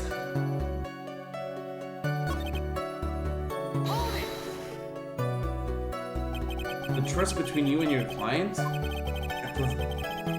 Yeah, we've seen this. Oh, but I can't skip forward, so I guess this is it? These are the roles and the duties an assassin and his client are to carry out. I'm sorry, but I was wondering about something you just said. Rather die by whatever was playing the music. You said that your client had already broken the rules. A person who frames another is the worst kind of human. And that's why you feel you can betray this person? I have no trust relation with a client who can't understand their assigned role. Just my luck, an assassin with a conscience. Who would have figured? Now then, everyone. Do you think you can understand my logic? This case just keeps getting better and better.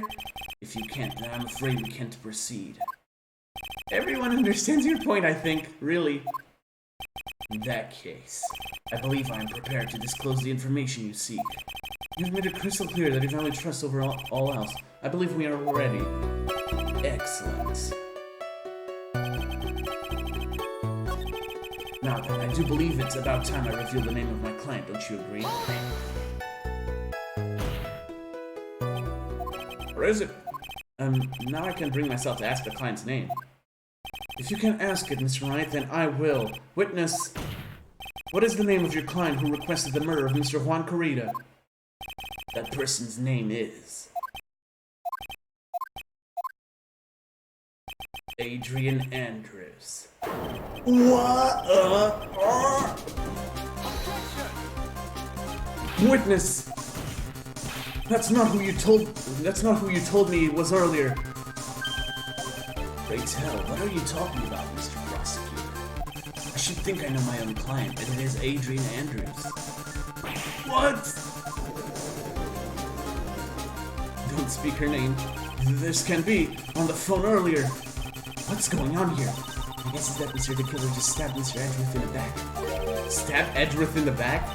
I'm sure in order to get an audience with this court, Mr. the Killer told him a different name. Madden Guard, perhaps? I knew it. This is outrageous! I was deceived! This witness is telling a very serious lie. So you are the one who summoned this witness. You, Shelly the Killer. My testimony is the truth. The defendant at the moment is Madden Guard, am I correct? All I wish to do is help procure his acquittal. All of a sudden, it feels like we can actually win this. Yeah. Jesus, Husky. Prosecution has failed to provide a motive and has instead provided the suicide note, which is a forgery created by the victim.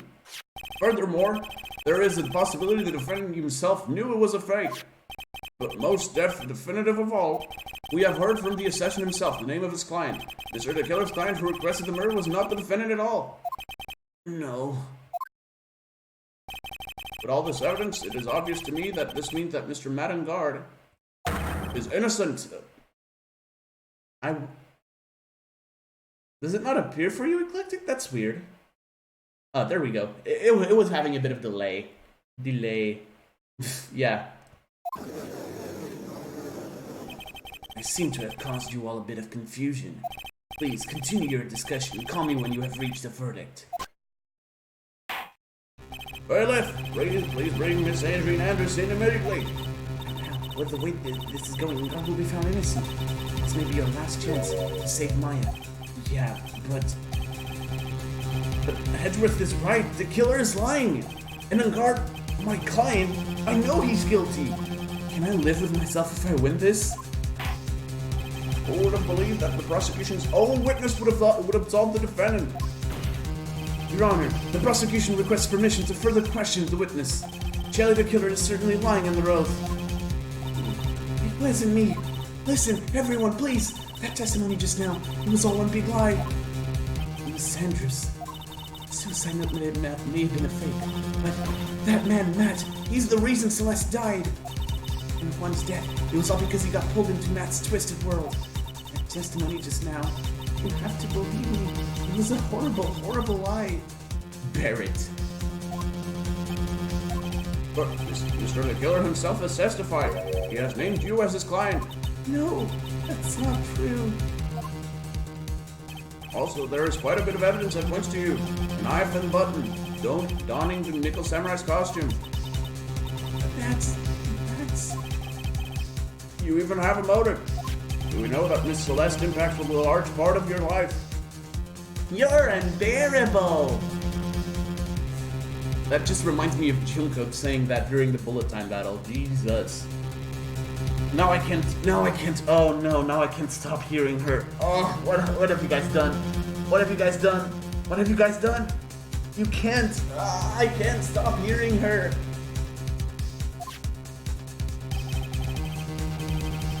You wanted to follow her, and you wanted revenge against the two who hurt her.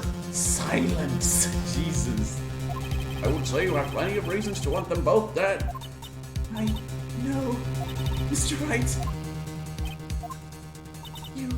You know the truth. Tell them the real story, who the real killer is.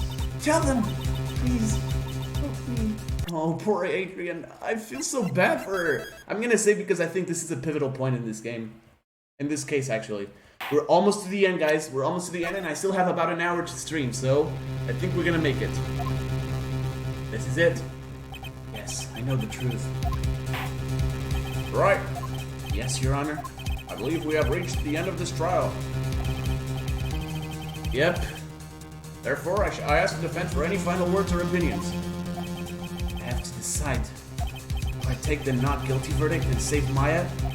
Or do I throw this chance away and wait for Gumshoe's new evidence? What am I supposed to do?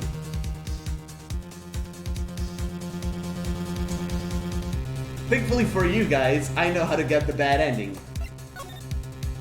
Phoenix, I can't do it, Mia. I can't accept a not guilty. You're a lawyer. I know. But Matt Enguarde is a killer, a murderer. I can't let him get away with this. I can't let someone else take the fall. If I let Miss Andrews be convicted, then I am no better than Enguarde. Even though I don't want to admit it, I have to face the fact that it is because of Edgeworth that I now know the real truth. We're going for the good ending, Husky. I'm a sucker for good endings. What can I say? Could have gotten Enguarde convicted so many times over, but he never took a single one of those chances. If I take this verdict right now, I'd be betraying his trust. His trust? I never thought about it until now. I trust him? Yes, you do. Right, your opinion, please? The defense requests that we be allowed to further question Mr. the Killer. Am I hearing you correctly, Mr. Wright? Right. But that witness has cleared your client through his testimony. Your job here is done. I'm not done yet. To see through this witness's lie and find the truth. For sappy endings. Yes. That is my job, Your Honor. There's still more evidence to look at. And I'm sure that once those pieces arrive here in this very courtroom, a miracle will occur. Very well. The trial will continue. Mr. Edgeworth, please re-establish connection with Mr. the Killer. Right away, Your Honor. verdict been reached? Before that, we would like to talk with you a little more. About? All you needed from me was the name of my client. What else could you need me for? Well, actually, we would like you to hear everything you know about this case.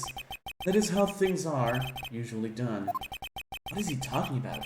Usually done? What shall we have him testify about now? Mr. the Killer, if you don't mind, please testify about your client in more detail. You legal people and your procedures. Is it any wonder no one likes to go to court? Damn. About my client part 2. As I've already stated quite a few times, Adrian Andrus is my client. However, one thing I simply cannot overlook is tampering with the scene of a crime. My client did it to frame another for the crime, while pretending to be the first person to discover the body and enter the scene. Adrian Andrus already knew from the very beginning that Juan Perito was dead. But even more appalling is the creation and planning of the knife and button. It is it is supposed to be too on the nose, don't you get it? The killer. It's the proper name for an assassin in this game. This series, all the names are like twists. They're like puns. Exactly, that's what I wanted to say. That axe is what I was referring to when I said my client had broken the rules. Don't we have that is the most unexpected turn of events for the 5th time now? He has an alias, Shelley. However, this time everything has finally been revealed. Objection! Just a second, Your Honor. Yes, Mr. Wright? We still have the cross-examination to do. You don't need to question testimony like this. Do you, Mr. Wright? Your Honor, the defense will question the witness. As if I have a choice here. He comes from a long line of Yep.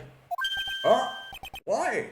What this witness has said is nothing but beneficial to the defense's case. If you scrutinize the testimony, then I'll expose the lies in that oh-so-beneficial testimony, I suppose. Oh, it's not... I'm not gonna say anything. I don't understand what's going on anymore. That makes 2 of us. Alright, let's cross-examine this. I've already said it quite a few times, Adrian Andrus is my client. However... Alright, let's just press everything. What is it, Mr. Wright? I pressed him the wrong way. It might raise suspicions on his end. But I have to do something to waste more time. Witness, about requesting a hit. This one. Oh my god, guys, be ready. This part is amazing. Yes. How much is your fee?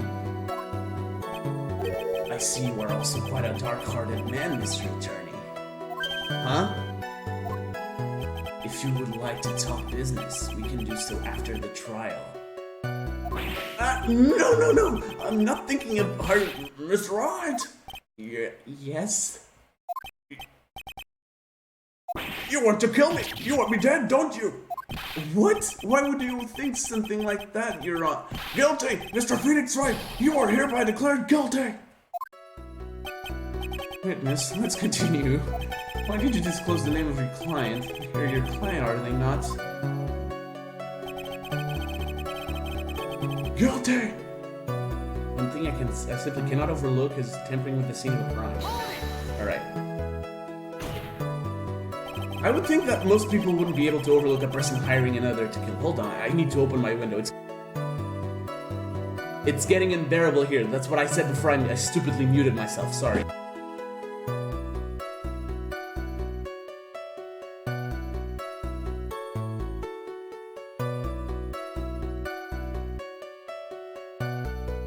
I do apologize if you hear some cars passing by. He wants me dead, guilty! Just watch the cabs, man. Well, man, lady, whatever. I don't know. I can't assume anybody's gendered in this day and age. So just watch for the caps, person. Or individual. I would think that most people wouldn't be able to overlook a person hiring another to kill. If I had a problem with such a thing, I wouldn't be very effective at my job. Do it again. Yep. Yeah, well, a change in occupation might be good for you. However, I will say this. Even though I am the one that does the deed, my clients are always the real guilty party. That comes without saying, Mr. the Killer, and their fate is to live with the knowledge of their guilt on their shoulders. However, my client this time thought that they could run away from their guilt. I did it to frame another for the crime. Are you talking about the button and the knife? Oh, sorry, I had to yawn. Oh, okay. Oh, okay, I understand. But you know, this is 2019. This is 2019. I can't assume people's genders, ever. Or if they have a gender. I kill people, but I'm not guilty. Technically true. I mean, the ones who want people dead are not the assassins, it's the person who hires them. I mean, sure, he is guilty of murder, but that's how law works. Yeah, exactly. Yes, and my business card. Oh, this card. Falls out of chair. So that no one has to waste their time, including the police. I always make it a point to make things as easy as possible. You try to make things easy. My business card makes it very easy to identify who carried out this service. He's pretty devoted to his work. But to disregard everything, to go and stab the deceased with a knife, and even hide my card from sight. That is something I cannot overlook. Yep. It's really hard to tell if he's being truthful or not without him being here. I can't wait to install my new e-key. Yeah, I just received it today. All the way from Poland. Great. While pretending to be the first person to discover the body and enter the city. So you're saying most clients wouldn't do such a thing? That is correct. Usually most people try to create an alibi for themselves. If you should use my services, Mr. Attorney, I would suggest your plan for an alibi too. According to all known laws of baby... God damn it. No, I already told you, I have no intention of ever using your services. Why does he keep looking at me like I'm the one on trial here? Adrian Andrews already knew from the very beginning that Juan Corrida was dead. I don't think so. From the very beginning? That is correct. From before my client visited my room. All of my clients know precisely what the situation is at all times. I wonder if that's really true. What? I don't know what that is. That's odd. Yeah, because even more appalling is the creation and addition of the knife and button. Don't I have the testimony from her? It's gotta be the crime photo. He was just using a Finnish I instead of E because he has no E key. That's why it came all the way from Poland. Oh god, guys. Hold on. What the hell?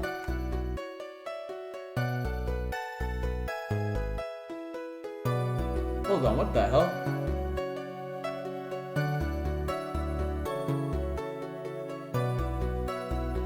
Oh. Yeah. Yeah, I noticed it. I was like thinking, wait a minute. Adrian testified to not seeing Corrida dead. Well, to thinking like she thought, oh, I thought he wasn't dead or something like shit, like that shit, or I don't know. Yeah, she did pour a wine glass, right? And that doesn't make sense. Thank you so much for taking the time to testify, Mr. the Killer. What is the meaning of that attitude? When Adrian Andrews entered the victim's room, your client had no idea that Juan Corrida had been murdered. How do you know that? From this wine glass, Your Honor. Glass? Mr. the Killer's supposed client thought Mr. Corrida had only fainted, which is why this glass of tomato juice was poured for the victim. Really? Ow. I'm curious. I thought alcoholic drinks needed to ferment or something like that. But isn't that just a part of Adrian Andrews' calculated plan? That is not possible, Your Honor. This glass bears the fingerprints of that person. Censorship forgets magic. Alright. Had this been planted, they would have never left their fingerprints behind. I see your point. Mr. Edgeworth, what is your opinion?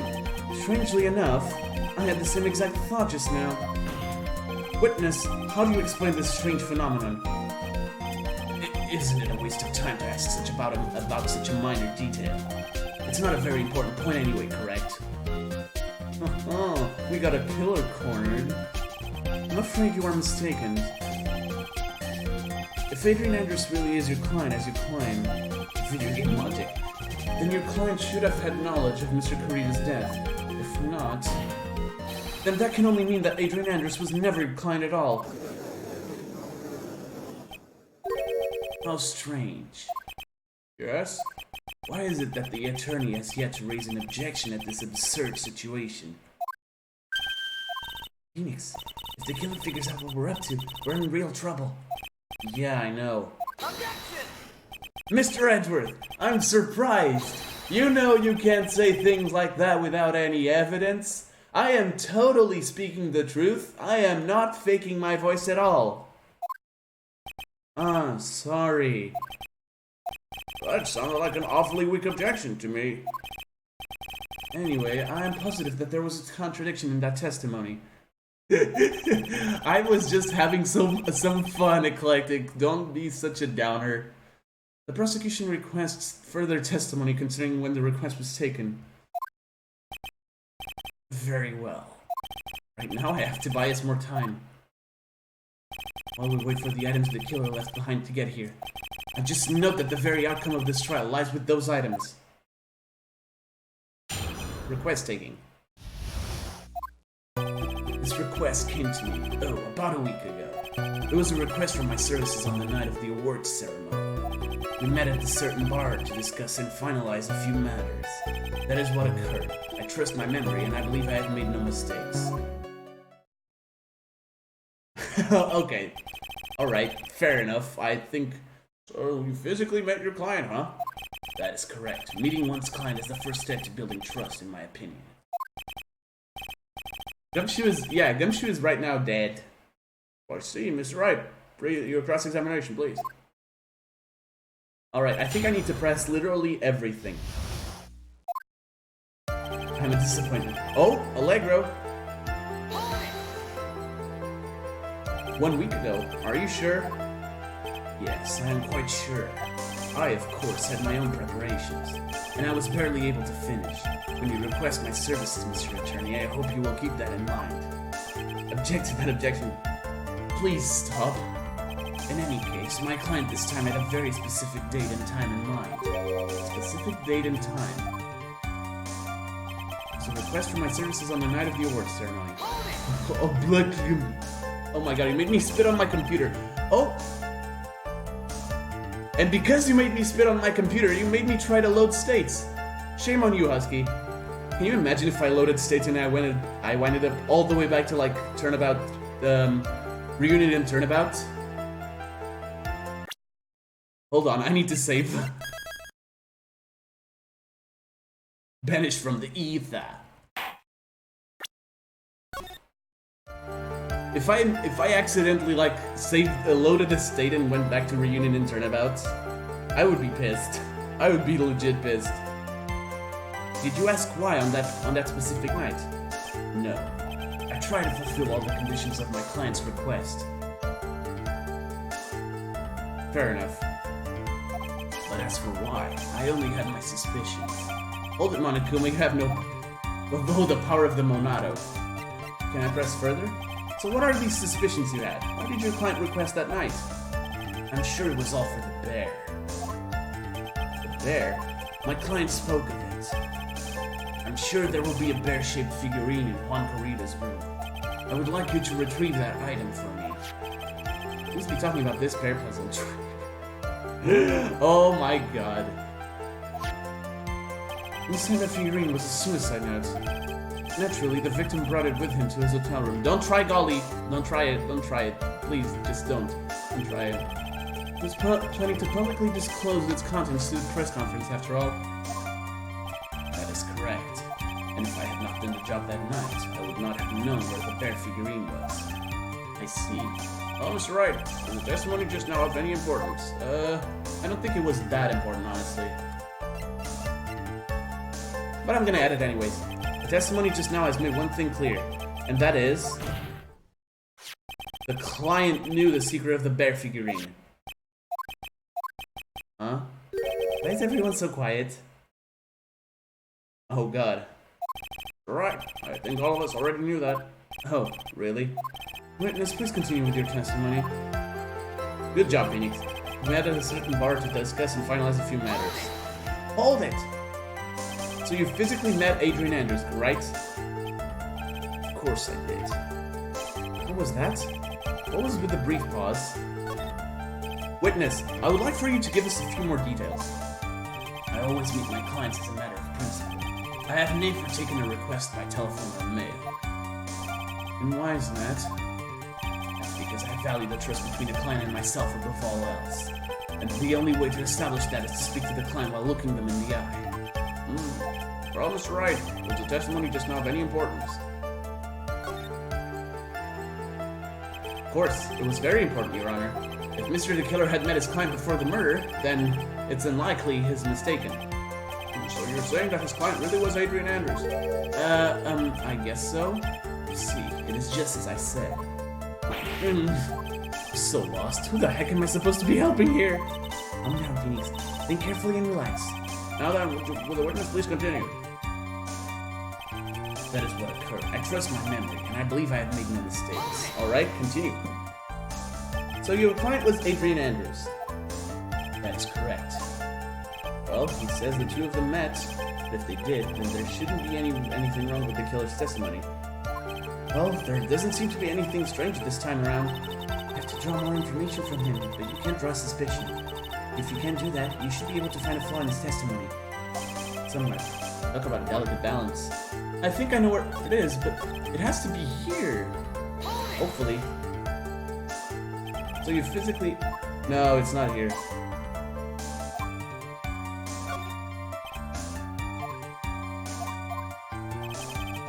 Come on.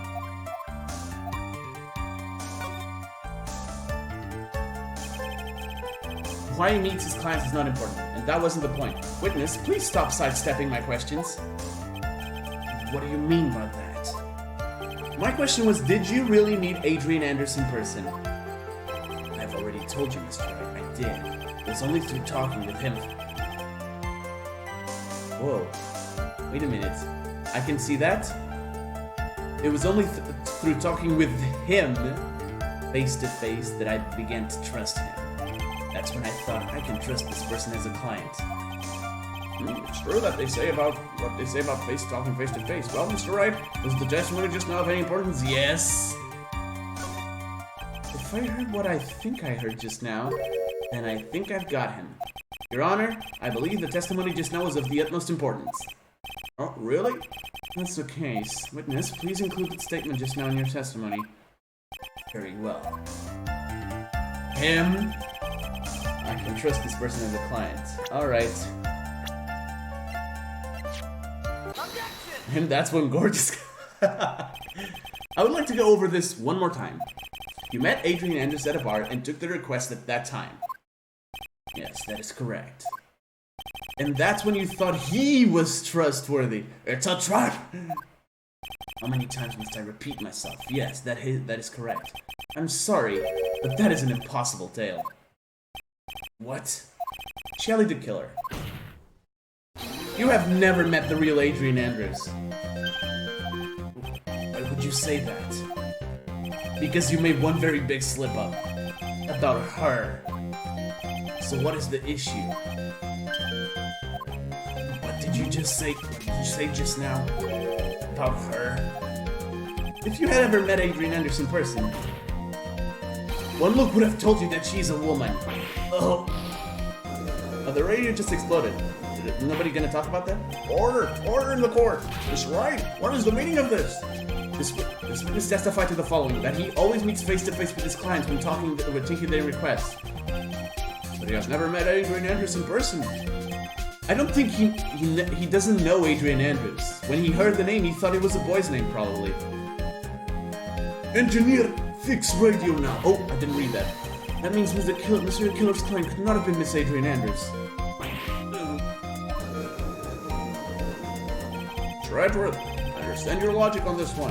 However, why would the assassin make such a basic mistake? I believe it has to do with her name, Your Honor. Yeah, her name? Yes, Adrian Anderson is without a doubt a very androgynous name. I see. Unluckily for Mr. the Killer, the entire time he was on the stand, no one had stated Adrian Anderson's gender, and so he simply picked the wrong gender to go with. I don't know. Oh god. To be fair, Shadow Soul, this game came out in 2002. At that time, it was sort of okay. What? What is going on? I think it's oil. Billy the Killer! This court demands an explanation. I think somehow I must have mixed up this client with another. So does that mean you remember something different now? Yes, of course. Please, if you would allow me to testify once more. I know he's just going to spit out more lies. Very well, but this time please give us the truth, and nothing but the truth. Quest taking part 2. Yes, now I remember. I took that request by mail. There have been times where I took a job without having met my client. The request was for the murder of one Kurita and two or three small things. When I saw the name at the end of the letter, I thought my client to be a man. Right? Fire magic. So you took his job through a letter. Didn't mention anything about a letter in his earlier testimony, which means he's definitely lying. Be careful, Phoenix. If you break the assassin's testimony completely, it's over for us. No, can't make him suspicious. But I think we're okay. Like we can do this. As long as he's standing there across from me, no matter how strong of a punch I throw, he'll counter it. Now then, let's begin the cross-examination. 2 or 3 other small things. Interesting.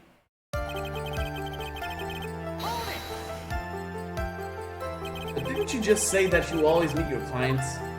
Yes, I suppose I did say that. However, there are some clients for whom a meeting is simply not possible. But didn't you meet your client this time? No, I did not. Oh, come now. Let's stop with this game of cat and mouse. Using your silkiest voice is not going to work on me. Alright then, just cough it up and confess. Mr. Wright, you can't badger a witness with such harsh words. You're a lawyer, so behave like one and present evidence instead of mindlessly yelling. Random thought. I wonder why they put a... That isn't the battle theme or the main theme, but rather the theme of everyone dying. Okay, Now then, do you have any proof that Mr. the Killer met with this client? I don't have anything yet. I'm sorry, Your Honor. Unfortunately, I don't have any proof. I see. And your line of questioning was just another waste of time. Only for us, Your Honor. That is the nature of right and wrong. Ah, puns. There have been... Oh, okay. There have been times where when I took a job without having met my client. Hold on. Hold on. Alrighty. I was just trying to see if everything was alright on YouTube, and it is. And why could you not meet certain clients? Recently, I have been receiving more requests. I met each and every client. I would lose some nice business opportunities. Nice business opportunities. On top of which, the times have changed. It is now the age of information and computers, correct? Well, I have joined the times and now take requests via electronic mail. Oh, a modern-day assassin. Electronic mail? You have to mail that in a specific insulated envelope. Oh, I'm very sorry. I despise the shortening of words. What I meant by electronic mail is what is currently referred to as email. Email? In a contest of mimicry, the judge would beat a parrot hands down.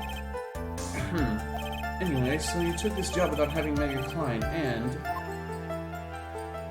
the request was for the murder of one Kurita and two or three other small things.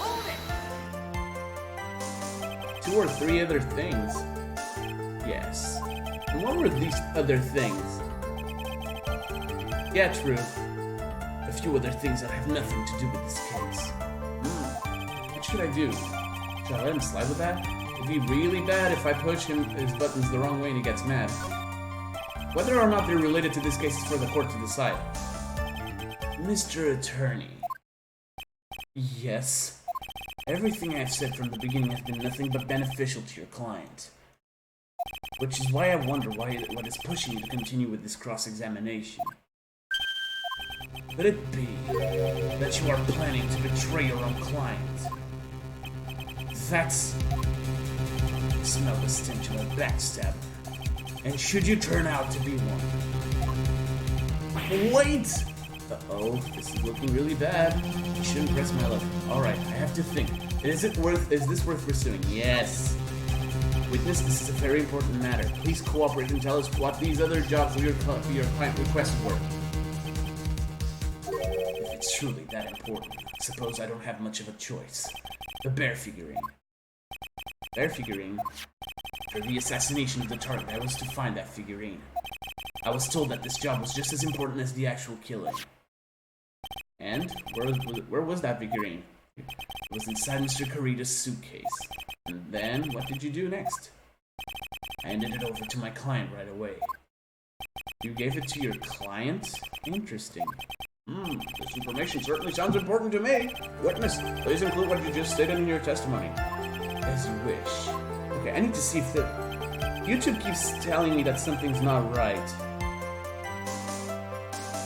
Okay. No, it's a false alarm. One of these was to find the bear figurine and to give it to Adrian Andrews. Alright. I found this figurine at Mr. Angard's mansion. You gave it to Miss Andrews, then what was it doing there? I was waiting for her there. That was also part of the plan to friend Mr. Angard, I'm sure. That makes a lot of sense. Oh, Mr. Wright, do you have any problems with this piece of testimony? No objections. I can go. It's no use. As long as I can put my finger on the central problem here, pressing this witness anymore would be extremely dangerous. It appears that Mr. Wright has no problems. Well then, witness. Alright. Orin, who's that? Generic main character. Alright. Oh god. Okay, that sounds extremely interesting. So I know that's gotta be this one. Yeah, would the suicide not be safe? Yeah, it wouldn't. Adrian wanted to burn it, right? There we go. Shelley the killer. If you had really given the bear to Miss Andrews, then this item should not have been inside it. This item. You see where you're going? Yep, that's where I'm going. Where's everyone going? Do I need to pack a suitcase? Your Honor, please think back to Miss Andrews' testimony. I was going to burn it, for her sake. If even for a single minute, this bear had actually been in Miss Andrews' hands, I'm sure she would have taken the suicide note out and burned it. Order! Order! Order! So that's where you two were going. So by the very fact that this suicide note was still inside the bear, tells us that your client didn't know how to disassemble the puzzle. Which means...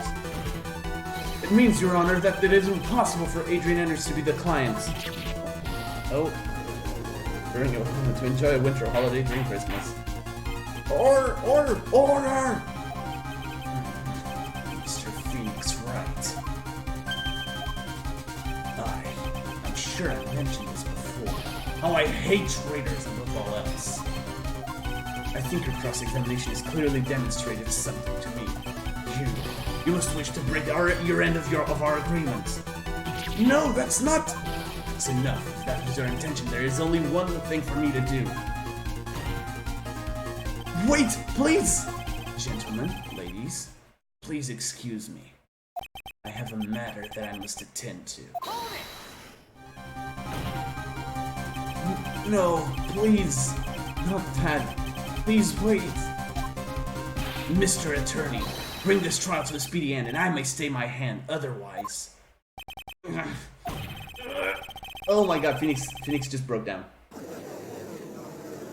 Or that the radio broke twice. What in the... Mr. Wright, are you... Mr. Edgeworth? Yes, Your Honor. I didn't understand this witness's outburst just now. Do you think there is a need to hear more testimony, or is this enough? Well, we should. We can't do this. If we keep this up, Maya, she'll... And started steaming it. The prosecution, What has come over everyone? Even you are... The prosecution rests. What is going on around here? The prosecution has no further questions, Your Honor. What? Oh my god. Well, I never thought I'd see the day. This is a most unusual situation. If the prosecution rests with no further questions, then the prosecution has failed to uphold its stance. If that is the case, and even though I am reluctant, I must believe that Mr. the Killer's testimony is accurate. That would mean that Shelley the Killer's client is Adrian Andrews. Mr. Wright?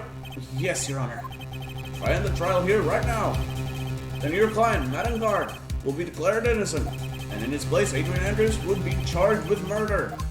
Miss Andrews will be charged with murder? The prosecution has no further questions, so we will now hear the defense's final remarks.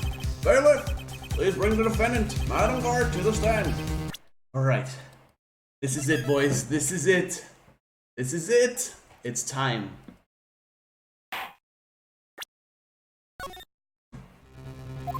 Agents from the killer's hideout didn't make any time. We tried as hard as we could, but it looks like our time has run out. I can't believe it. The outcome now lies in your hands.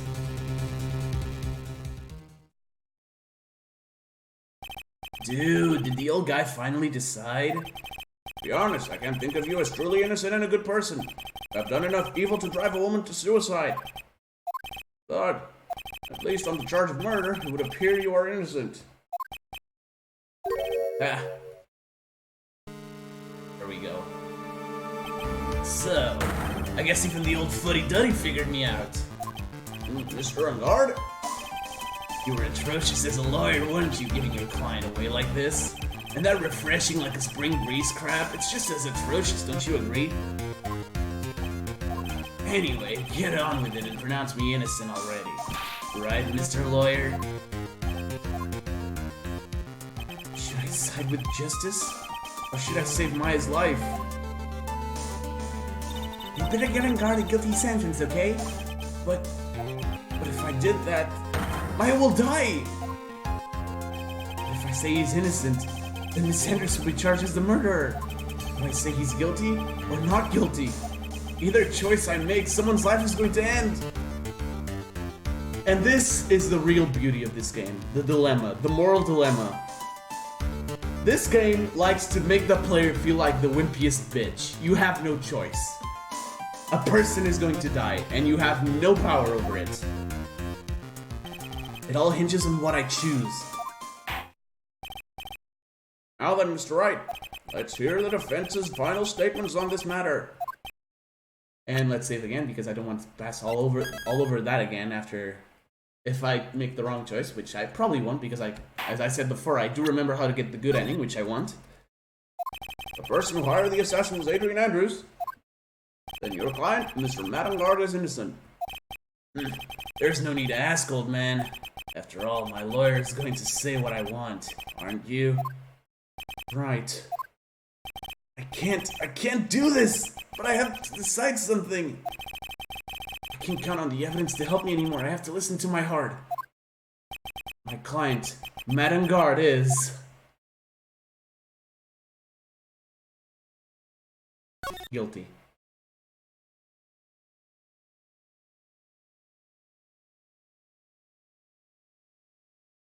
We are waiting for your answer, Mr. Wright. Madam Guard, your client deserves an answer. Maya, I'm sorry. Madam Guard is... Objection! There we go. Franziska von Karma! Best moment of the game, hands down. I'm sorry. What are you doing here? Ow! You see now, don't you, Mr. Phoenix Wright? This is exactly why you should never take your eyes off of that scruffy fool. Did you bring them? The final pieces? Do you have them? You should know better than to ask that, Mr. Miles Edgeworth. Von Karma is perfect in every way. The evidence is here in perfect condition. Don't worry about Scruffy, he's fine, and his injuries are minor. All of the items are inside this. What a filthy old coat this is. Pat's gumshoes. I can spot his tattered rags anywhere. Let's go. I apologize for its ugliness, but there was nothing else to wrap the items in. Come on, Francisco, let's save the day. I fought long and hard this whole trial, all for what is inside that raggedy coat. I'm sure that inside that coat lies a crucial piece of evidence. Your Honor, inside that filthy coat are the defense's final pieces of evidence. Your final evidence?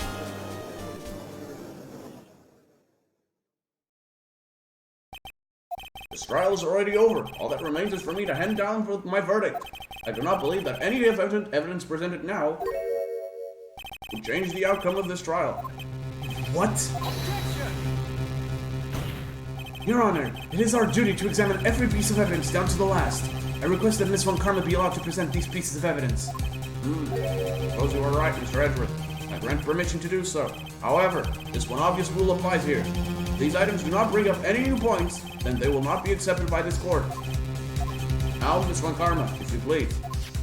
These pieces of evidence are items left by the killer during his escape from the police. You must have been in quite a rush. Yes, Your Honor. The killer left 3 pieces of evidence. Somewhere among the evidence we're about to see. Who? There will be something that will turn this whole situation around, like a miracle. I'm sure of it. And it's all we can hope for. Let's start. The first item is a pistol. Does the killer's pistol have anything to do with this case? That's better. Does that pistol have any relation to this case? We have yet to perform a ballistics test, so I can't say anything for certain. However, I believe it has something to do with this case, at least to me. Husky, no. That's the pistol that he used to shoot you, isn't it? That's what I believe, yes. Oh, God. Oh. I kept the bullet they ripped from my shoulder as a sort of a memento. I'm sure it will be an excellent sample for the test. So that's the pistol that was used to shoot Francisca. It's probably not going to help us very much. God damn it, it stole one of my pistols, he must die. The second piece of evidence is this videotape. If the killer took that from a guard mansion. Have you checked the contents of that tape? Unfortunately, there was no time to. Oh, yeah. But I would speculate that this tape is very important. Why would you say that? As he came back to his hideout for it. The killer went back for it? That's right. It looks like he was trying to recover it. He injured 3 of the officers at the site. Holy crap! Somehow, it looks like they managed to protect it from the killer. Surely the killer is no ordinary man. Oh, God.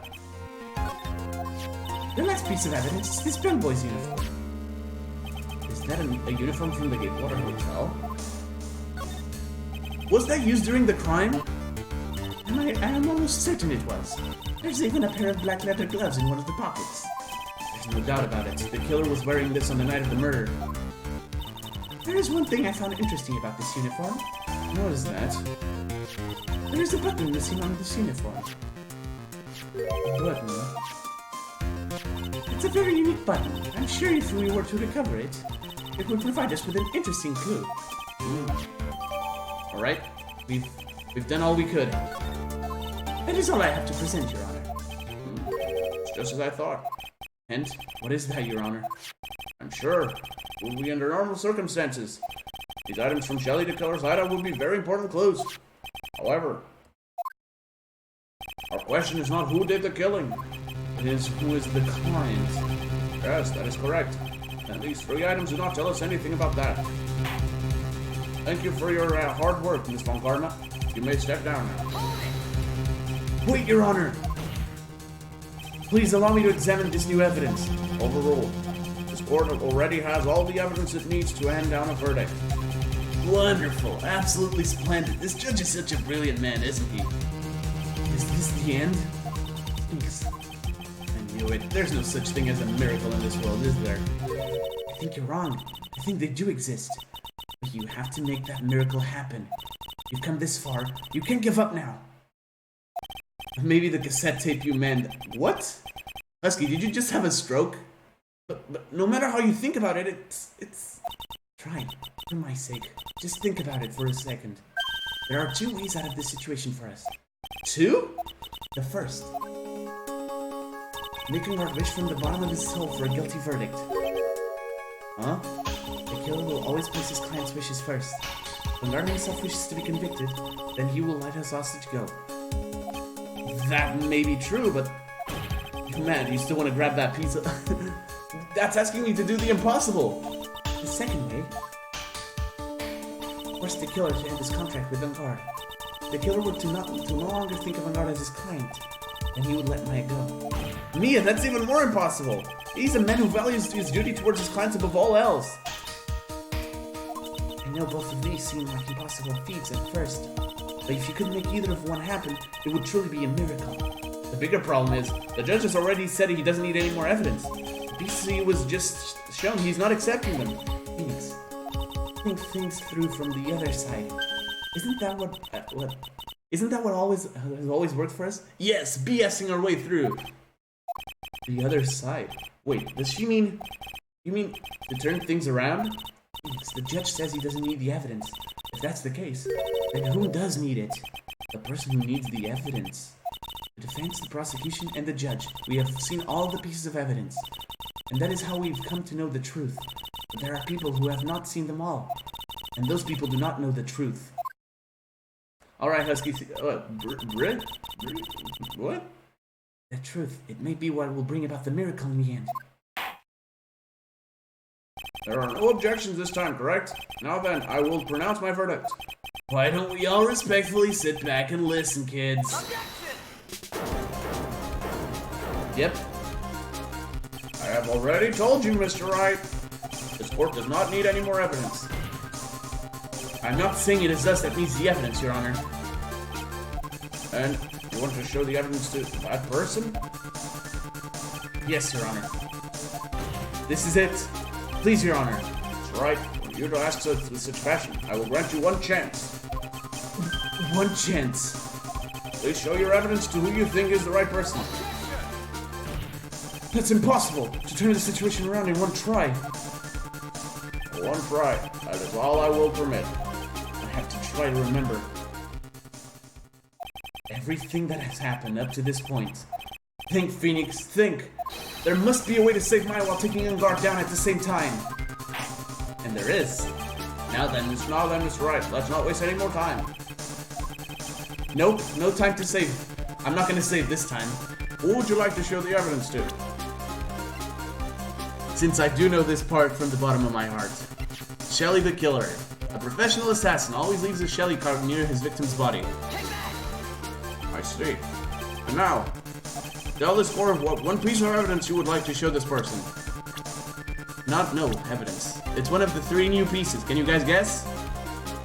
Except Click, because he probably remembers this. Well, for those of you who guessed the tape, you're right. Well, what do you think, Mr. Edgeworth? I think there is some merit in showing this evidence to that witness. Bailiff, please bring in the transceiver from earlier. All right, it looks like they got a hold of him.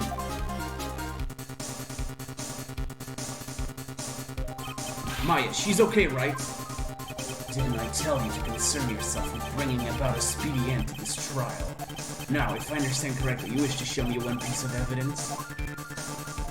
Yes, one is all I need. I have here a videotape. It was found at your hideout. I heard you injured 3 officers in your attempt to get it back. That was most regrettable. However, it was an order from my client. I was told to protect that videotape.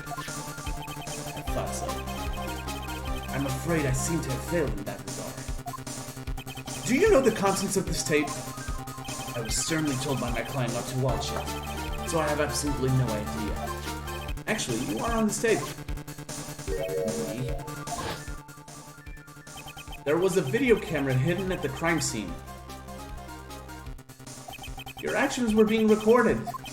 What? Is that true, Mr. Wright? Who was it that planted the camera? Well, the only person who could have placed the camera at that scene of the crime would be your client, naturally. That was Adrian Andrews? Be quiet and listen, Your Honor. Yes, sir. Your client specified a time and place for you, isn't that right? Yes. That was so they could film you. I had no idea. Mr. Wright, why would my client do such a thing? I would like to know why. Why did Madengard film the crime scene? The reason why he did that is my ticket out of this mess. There's only one reason why your client would secretly film the crime scene. It's because they wanted blackmail on you. Your client once told me something very interesting. We were talking about you, and this is what they said. But I'm no weakling. I don't believe anyone, least of all assassins. Oh, come now, Mr. Wright. Assassins aren't above blackmail. Yes, that's where the video comes in. With that, I can keep him at bay, and even blackmail him if I want. Your client didn't trust you at all. They were thinking of using this video to blackmail you. What do you have to say to that, Shally the Killer? Oh, damn, the radio broke 3 times. It looks like I was being deceived from the very beginning. Yes, by a natural. That is the kind of person they are. Your client is a person who only thinks and plots of how to use the people around them to protect themselves from any and all dangers that may arise. That is the true nature of your client. I have one question for the witness. Yes. You told us one thing numerous times during your testimony. You said that you detest traitors most of all. Yes, that's right. Such shitty repair job. But what if that traitor was your own client? What would you do then? That's obvious. I would break our contract in that case. And then, that client would become my next target. For the honor of the killer name, even if it takes an eternity, I will follow that person to the ends of the earth to exact my punishment. Let's give it everything we've got!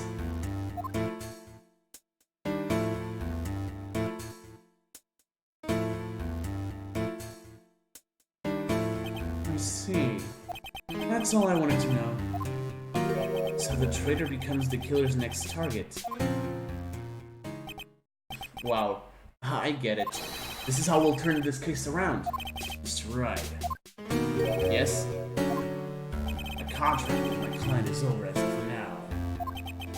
I seem to have a new job on my hands. I will now return to you your precious item. What the? I'm not an item! Maya, I thought I'd never see you again. Thank goodness. This part's gonna be fun. This trial appears to have come to its conclusion. However, I'm sort of... I don't quite know what just happened there with the client and the witness and... What? Miss Von Karma, where did that... She always has you in her sights. Now, I do believe it's time to finally hand down a verdict. Oh, someone's not feeling so good. Mr. Ungard, it looks like somehow you got what you wanted. You will finally receive the acquittal you wanted so badly. You should be happy. Before that, I would like to make one final statement. Sometime in the near future, one very betrayed assassin may appear before you. Needless to say, that man is very good at what he does. I'm sure you would understand what I mean if you watch this video. Help me? Now then, Your Honor, the verdict, if you please. Is this alright with you, Mr. Wright? We have finally reached the end of a very long battle. Whether he's convicted or acquitted, there is no escape from him now. Go on, Phoenix. Plead whichever way your heart tells you. Right, Chief. Now, here's the thing. I'm a defense attorney, so you'd naturally think I'd plead not guilty. No. This dude deserves to fucking die and go to jail and whatever. Madam Guard. Even though I am a lawyer, I cannot make your crime disappear. I think a guilty verdict is appropriate here. Me? My wonderful self? Guilty? Even if you got an acquittal, the instant you set foot outside the detention center, your life would be in danger. Yeah. First go to jail and then die. Yeah. No matter which way you look at it, you can't run away from your crime anymore. Or as a YouTuber that I really like so eloquently put it, you're fucked. No, guilty, guilty, oh, guilty. He's dead.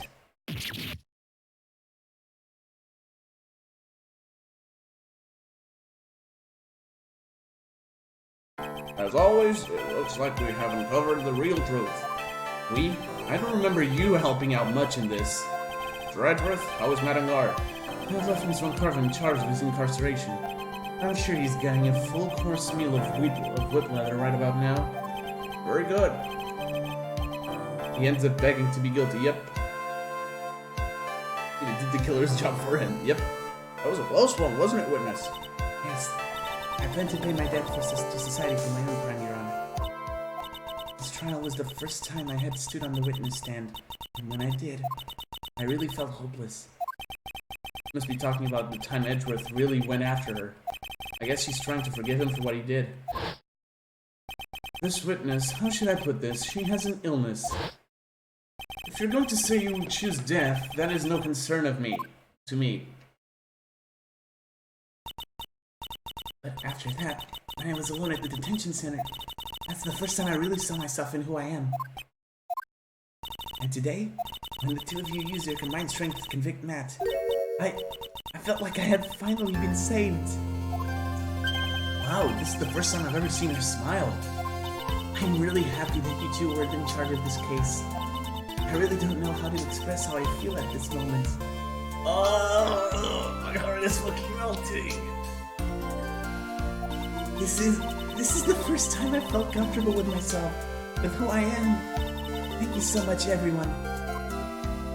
God, I love Adrian Andrews' character. It's such a well-written character. Looks like we have resolved everything at last. As for myself, there are still a few things I'm confused about. That precious smile, yep. Everyone seems to be in good spirits, and that is good enough for me. That is all. This court is adjourned. Finally! 2 hours and a half for this fucking trial to end, and we have to watch the credits. You were great out there, Phoenix. What I did out there was right, wasn't it? This is the first time you've not gotten your client off. You got them a guilty verdict this time. But you have to look past all of that to what's really important. You now realize that there is something more than just getting a not guilty, right? Yes, I understand now. Phoenix, think back for a second. Think to the moments before Miss Von Karma arrived with the final pieces of evidence. Think about the incredible decision you had to make. Now then, Mr. Wright, let's hear the defense's final statements on this matter. Yep. Can't count on the evidence to help me anymore. I have to listen to my heart. Should I side with justice, or should I save Maya's life? My client, Madame Guard, is... And then... Whoosh. Is he guilty, or is he not guilty? Those were your choices then. And your answer? Your answer spoke to what being a lawyer means to you. Right. Edgeworth, I have good news. Maya is now safe in police custody. Really? Pearls, you're telling us the truth, right, Mr. Edgeworth? Yes, she's quite safe. She's on her way here as we speak in a patrol car. Mystic Maya's safe! Oh, You did it! You really did it, Mr. Nick! how? She punches deceptively hard for a kid. I believed you knew. I kept saying to myself, Mr. Nick will save her. Mr. Nick will save her. Oh! Thanks. Oh, What's wrong? She got food though. It's on karma. Oh, about earlier, thanks. Ow! Why are you still smiling, Mr. Phoenix Wright? You lost! Your perfect win record has now been crushed. And yet, you are still happy? I don't think you'll ever understand, Miss Von Karma. How dare you! Don't worry. She may in time. After all, I was like that myself until a year ago. Edgeworth. For my own personal victories and for guilty verdicts. Yep. I used every dirty trick in the book, and so my win record remains spotless. But a man appeared and stood fast against that selfish me. I fought him in my usual manner and tasted my first defeat.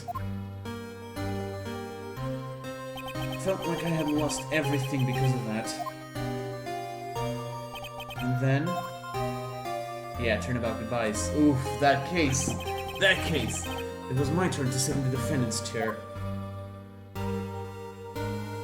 I was saved by that person I called my enemy. I couldn't forgive myself for all that had happened. So I left the prosecutor's office. And I left that note. Prosecutor Miles Edgeworth chooses death. As well you should have.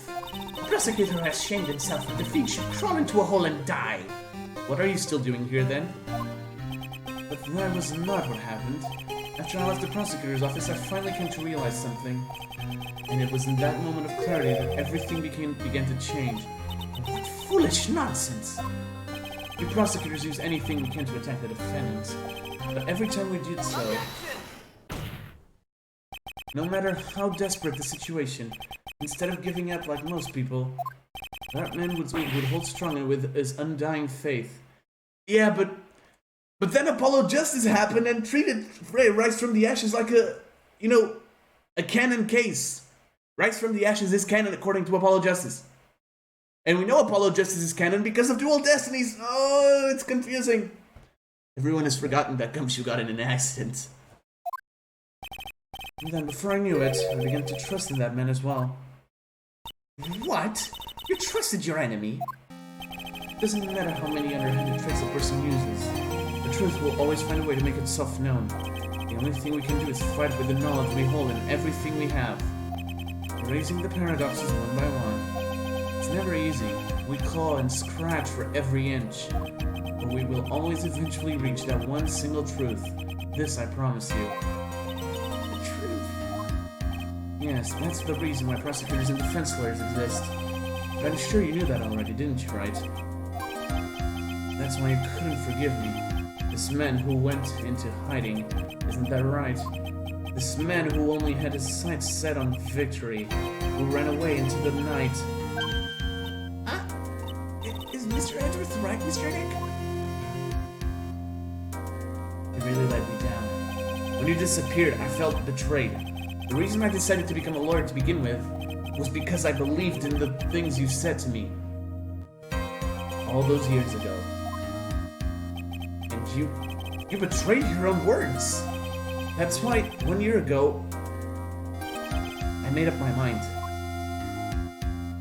I decided that the Miles Edgeworth I knew had died. At least, that's what I told myself. You pathetic fool! Miss Von Karma. I don't want to hear the wretched whimpering of a disgraced loser. Von Karma is someone who is destined to be perfect. Miles Edgeworth, you are no longer worthy. You are no longer worthy of being a Von Karma. And neither am I. It's over. It's all over. Let's just go through something on the ground just now. This is an electromagnetic receiver. Isn't that the thing she used to track Detective Gumshoe? I'll return this to the precinct later. There's something else. Isn't that Miss Von Karma's whip? I'll never set foot in another courtroom again. I'm sure that's what she was saying by this action. You should keep this right. Okay. Nick! Oh, Maya! Maya! Mystic Maya!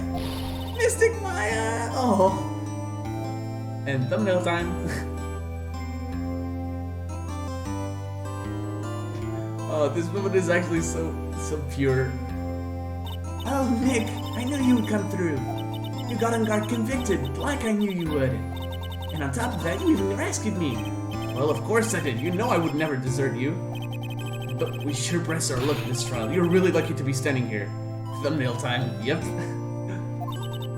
Whatever. Look, it's over, okay? Oh, you had to do chores and missed it? Oh, well, welcome back, Ollie. Besides, if I did croak, I would just come back and haunt you like a bad ghost through Pearly. Is it really that easy to do something like that? Thanks a lot, Nick. Don't mention it. Maya. Oh, Mr. Edgeworth. I'm relieved you're alright. Hey, it looks like you've made some real progress, Mr. Edgeworth. Well, I suppose I'm a little different from who I was a year ago. Oh, yes. Oh, poor Maya. I know that feeling. Alright. I think it's time we got out of this depressing place. Huh? Where are we going? Food, Nick. Food. Grub, chow. I'm starved. I'm so hungry, even you look like a nice juicy burger on a bun to me, Nick. You think I look like a burger? I'm a prime rib, at least. Come with us, Mr. Edgeworth, please. If you insist. Alright, So how about we hit up our usual burger joint? don't be silly, Nick. Huh? This guy's messed up that awesome evening and got in the way of our gourmet food. So I've decided that we have to make it up by having another feast. Another feast? Come on, Nick. Food! Maya. Oh god, we're back here. March 23rd, 7:38 p.m. Gatewater Hotel lobby. Hey pal, sorry to keep you guys waiting. Gumshoe, are you alright? Yeah, but I'm really embarrassed. I didn't think I would hit a telephone pole of all things. A telephone pole. Then it wasn't a red light that got him. You did it again, city boy. I felt like my dear old heart was gonna give out on me, and I ain't joking. Yeah, it was more exciting than the very last episode of The Steel Samurai. Thanks. Now look at here, Mr. Snooty Prosecutor. Don't you reckon you bullied Mr. Wright too hard? If you don't stop being a lot nicer to him, you might just kick it. Tonight even. I'll keep that in mind. Well, come on now. Everybody gather around. Y'all gonna get your picture taken by a genuine professional photographer. Looks like Lotta bought herself a new camera. Well, pal, at least we can put this messy case behind us now. Come on, tonight's all about eating, so let's go chow down, pal. Amen to that, pal. Amen. You know, when you think about it, you were the one who saved the day, detective. Huh? Me? You really think so? He's right. If it wasn't for the 3 items you took, I think this trial would have had a very different ending. Well, you know, it's... Huh? Wait. That's odd. When I ran off with the things from the killer's hideout, I was sure I took 4 things total, sir. What? 4? Yeah, I'm sure I put one of the items in my coat pocket. There was a 4th item? Oh, come on, y'all. It's over. Oh, boy, I tell you, you really are something else. This is a good concussion. Yeah, true. Between getting accused of murder and getting kidnapped, never a dull moment with you, huh? You think? Why does she look so happy about that? I'm being shut away for 2 whole days. Weren't you scared? Yeah, it was really scary. I felt so hopeless. So to keep my mind off of things, I drew a picture. Sounds like you had it rough, gal. So, where's this picture of yours? Yeah, I went to see it. I went to see Mr. Clyde's picture. You know, I don't know where it went. Oh, that's too bad. Well, it's alright. It wasn't anything important anyway. It sure is nice to finally see them both smiling again. We know what this means. Where is she? What is it, Edgeworth? This thing is picking something up. Ah, that's Miss Von Karma's receiver. Thanks to her, I had the most awful experience of my life, sir. I can't believe she stuck a tracking device on me. That's odd. Even though you're standing right here, the tracking device seems to be in a different location. Oh? It's probably busted or something, sir. Well, it doesn't matter. I'm afraid it's about time for me to excuse myself. I still have some work to do. Huh? But Mr. Edgeworth, you haven't even eaten anything yet. And you've eaten way too much, you glutton. I had fun tonight. Now, if you'll excuse me. Wait. What? I just want to say thanks, Edward. You really saved me out there. If anyone should be saying thanks, it should be me, right? I feel like words alone aren't enough here. I wonder if there's anything I can give him to express how I feel. And yes, there is, because I want a different ending. Where is it? Thrown Away by Francisco von Karma. It has a certain serious nostalgia to it. What's this? Thank you. It's all thanks to you two. You and her. You don't need to thank me. I was only doing my job. Looks like Mr. Edgeworth has left, Mr. Nick. Hey, Mystic Maya. Yes, Pearly? I guess you two can go back to being lovey-dovey, right? You and Mr. Nick, I mean... Pearly! Would you cut it out already? You're embarrassing me! Anyway, so who's paying for this lovely dinner party? As if you need to ask. Everyone say thank you to Nick. Huh? Yeah, I'm kinda at the point where I can't even buy instant noodles, pal. So I can already put your name on the bill. Huh? Yeah, I got me a situation just like that myself. There's this camera shop in this hotel, see? And I just bought myself this good old beauty here. It better be, anyhow, for $3,000. Huh? Actually, I reckon you bought it for me since it's on your Huh? Isn't this great, Mr. Nick? Yeah, Nick. Why do I suddenly feel like it's like screaming? Oh, you don't need to hold back now, you hear? Yeah, pal, time to let it all out. It's going to be the first time I hear the real you. Go on, it's been a while since I heard you say it. I've been busy being a hostage and all. Alright then, if you say so. I don't... Oh, right, yeah, there we go. And this is the end. We've reached it.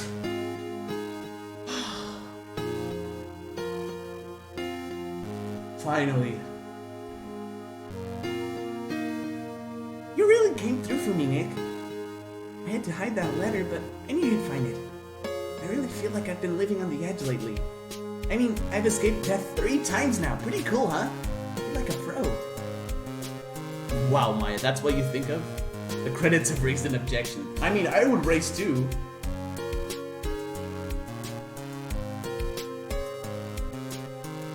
I'm so happy that you could save Mystic Maya, Mr. Nick.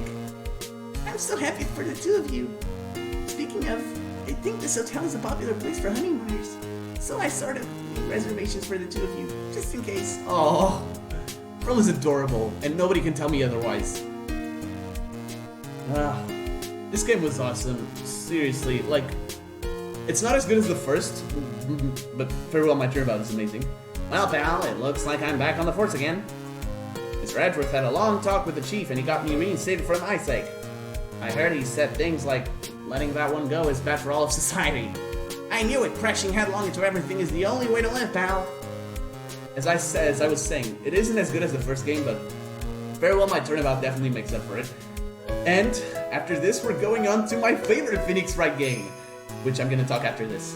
Right, you. Hi, Maggie Byard. I'm retiring this uniform as of today, sir. I'm going to be a waitress from now on. And bring smiles and joy to the people who come by the restaurant, sir. I hope you'll stop by sometime, Mr. Wright. Well, good luck, Maggie. Trials and Tribulations. That's gonna be a game. That's gonna be a game and a half. You're gonna love it. Yes, are you here to visit a patient? I'm Director Hottie. Oh. And recently, yes, that girl, you know, I haven't seen her around, yes. But I remember, if I even laid so much as an eye on her, it'd go crack. Oh god. It didn't matter if I got whipped, though. Yes, so, yeah, oh god. Meanwhile, Ocarina, yep, true. Dude, I think Justice for All, overall, it has the best ending. Well, second best. It's time to begin our quest of world circus domination, sweetie. And let the world know we are serious. I plan to make a fabulous flight to Zimbabwe. Hey, Max, what do you think Zimbabwe's like? Do you think there are castles made of cake? And bunnies who can talk? I think if there are any talking bunnies, even they won't laugh at most jokes. I know, it's because of the two endings. We had two finales, alright? So, it's kind of necessary. I'm ready. There's no way these jokes are gonna fall on deaf ears. I'm gonna be more contemporary with my humor. Locals we represent. We've got our new act all worked out. Prepare for the Hallelujah chorus. Say something, will you? You're supposed to start this off. Get on with it. My voice is killing me. Ocarina stage fright, true. Because everybody's being mean to me while I play Ocarina. Oh. Right. What's this? Drat, it's just an ordinary electric razor which hardly understand. Can't believe this, really. How long do they plan on making me do this? But it's Edgy Poo's idea, so that means he must have a deep hidden meaning. But why do I get the feeling they wouldn't forget about me, would they? I was never like this in the old days. Everyone thought the world of me. They used to call me Queen Wendy, and they treated me like, well, this is going to feel the pain on my heel. Yes, they're going to feel the burn. And speaking of burn, everything fires. I killed the puppet, yep. I remember the puppet. Special thanks. I mean, you were. I appreciate everything you and Mr. Edgeworth did for me from the bottom of my heart. Oh, that's right. I received a letter from Miss Von Karma. She said that after I get out, I should feel free to consult her about anything at all. I'm really thankful to have met everyone. Von Karma? What are you up to? The reason why I haven't stated my full thoughts on this game yet is because we're missing one scene, guys. Oh. It has become difficult for me in this country as of late. As such, I will take a short leave of absence. If you would like to request my services, please be sure to visit my homepage. May we both be blessed with longevity. Boom. Wow. Okay, then. Alright, here we go. This is it, boys. The scene I was talking to you about. This scene is important. You're gonna love it.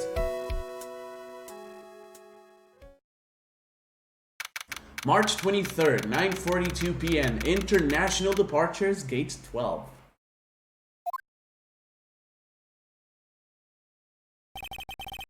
Where are you going, Francisca? How did you know I was here? This. Bats! I heard you were planting things on a certain person. Things like tracking devices in his coat, for example.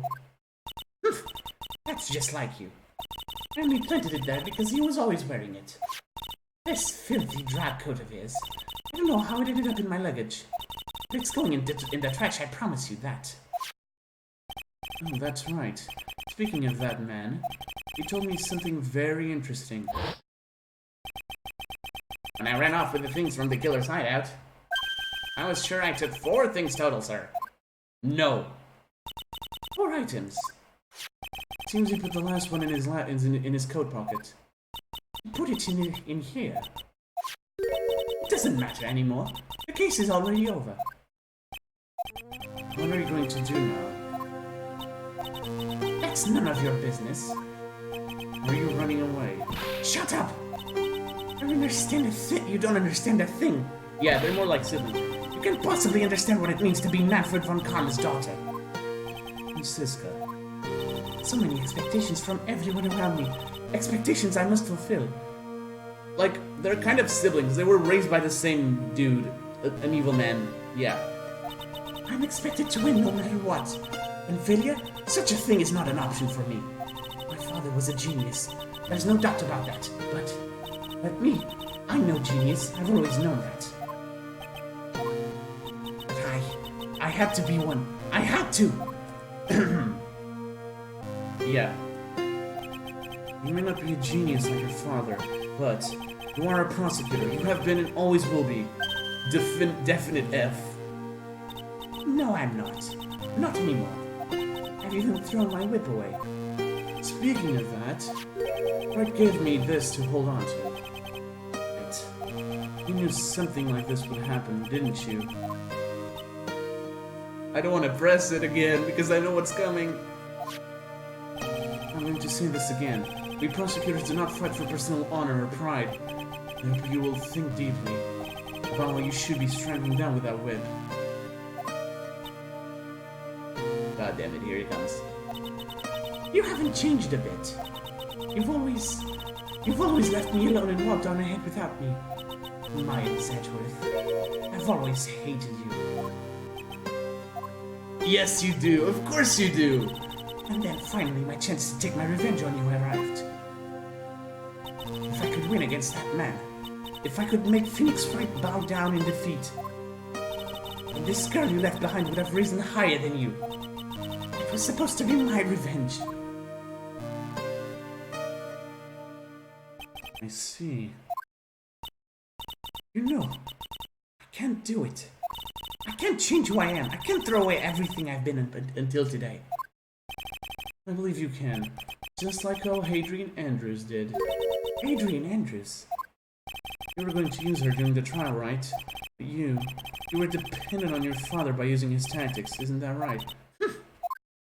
Today, you chased after me, after I had left you behind all these years. And that's why we're standing here now, side by side. But I have no intention of stopping. If you say you are going to quit your walk down the prosecutor's path... Ah! Edgeworth is foreshadowing a later game! Then this is where we part ways, Franziska von Karma. God damn it! I knew it. Oh god. Don't look at me like that, please! I am Franziska von Karma. I don't think I'm going to walk in your shadow forever. Our battle begins now, so you had better prepare yourself, Miles Edgeworth. I'm not gonna lie, I kind of feel awful for Franziska in this ending. But it's over. Phoenix Wright. One day, someday, I'm sure we'll meet again in battle. Until then, this last piece of evidence that never made it to you, I'll take good care of this fourth piece, so I can give it to you, and at last we meet again. Which you never do, by the way. Spoiler alert. There we go. That was the fourth piece of evidence.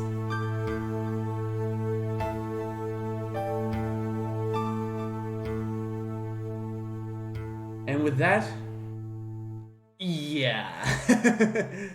And with that, we have finished Phoenix Wright Ace Attorney Justice for All in one of our longest streams in recent history, actually. Whew. God, that was awesome. That was amazing.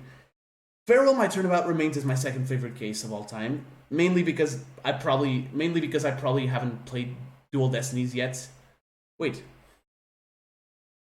Ugh, yeah, we did it. Wait, were you here in the stream before? If so, how's it going? Thanks for coming in. You probably were some time ago. I just forgot. This has been a long stream today.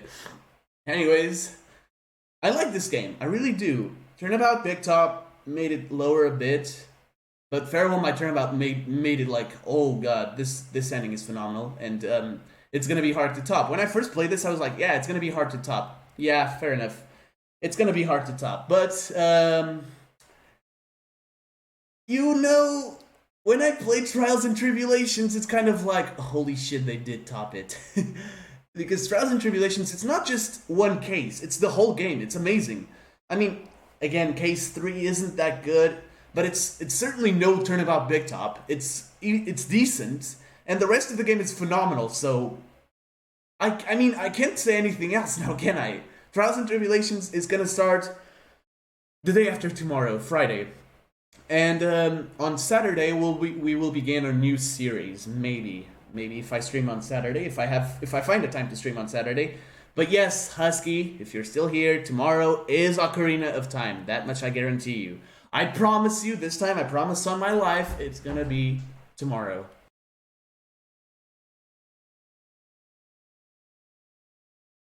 It's gonna be tomorrow, Ocarina, and The day after tomorrow, we'll start Trials and Tribulations. Anyways, that'll be all. Thank you all so much who were here with me for the finale. And I'll see you guys next time. Until next time, peace.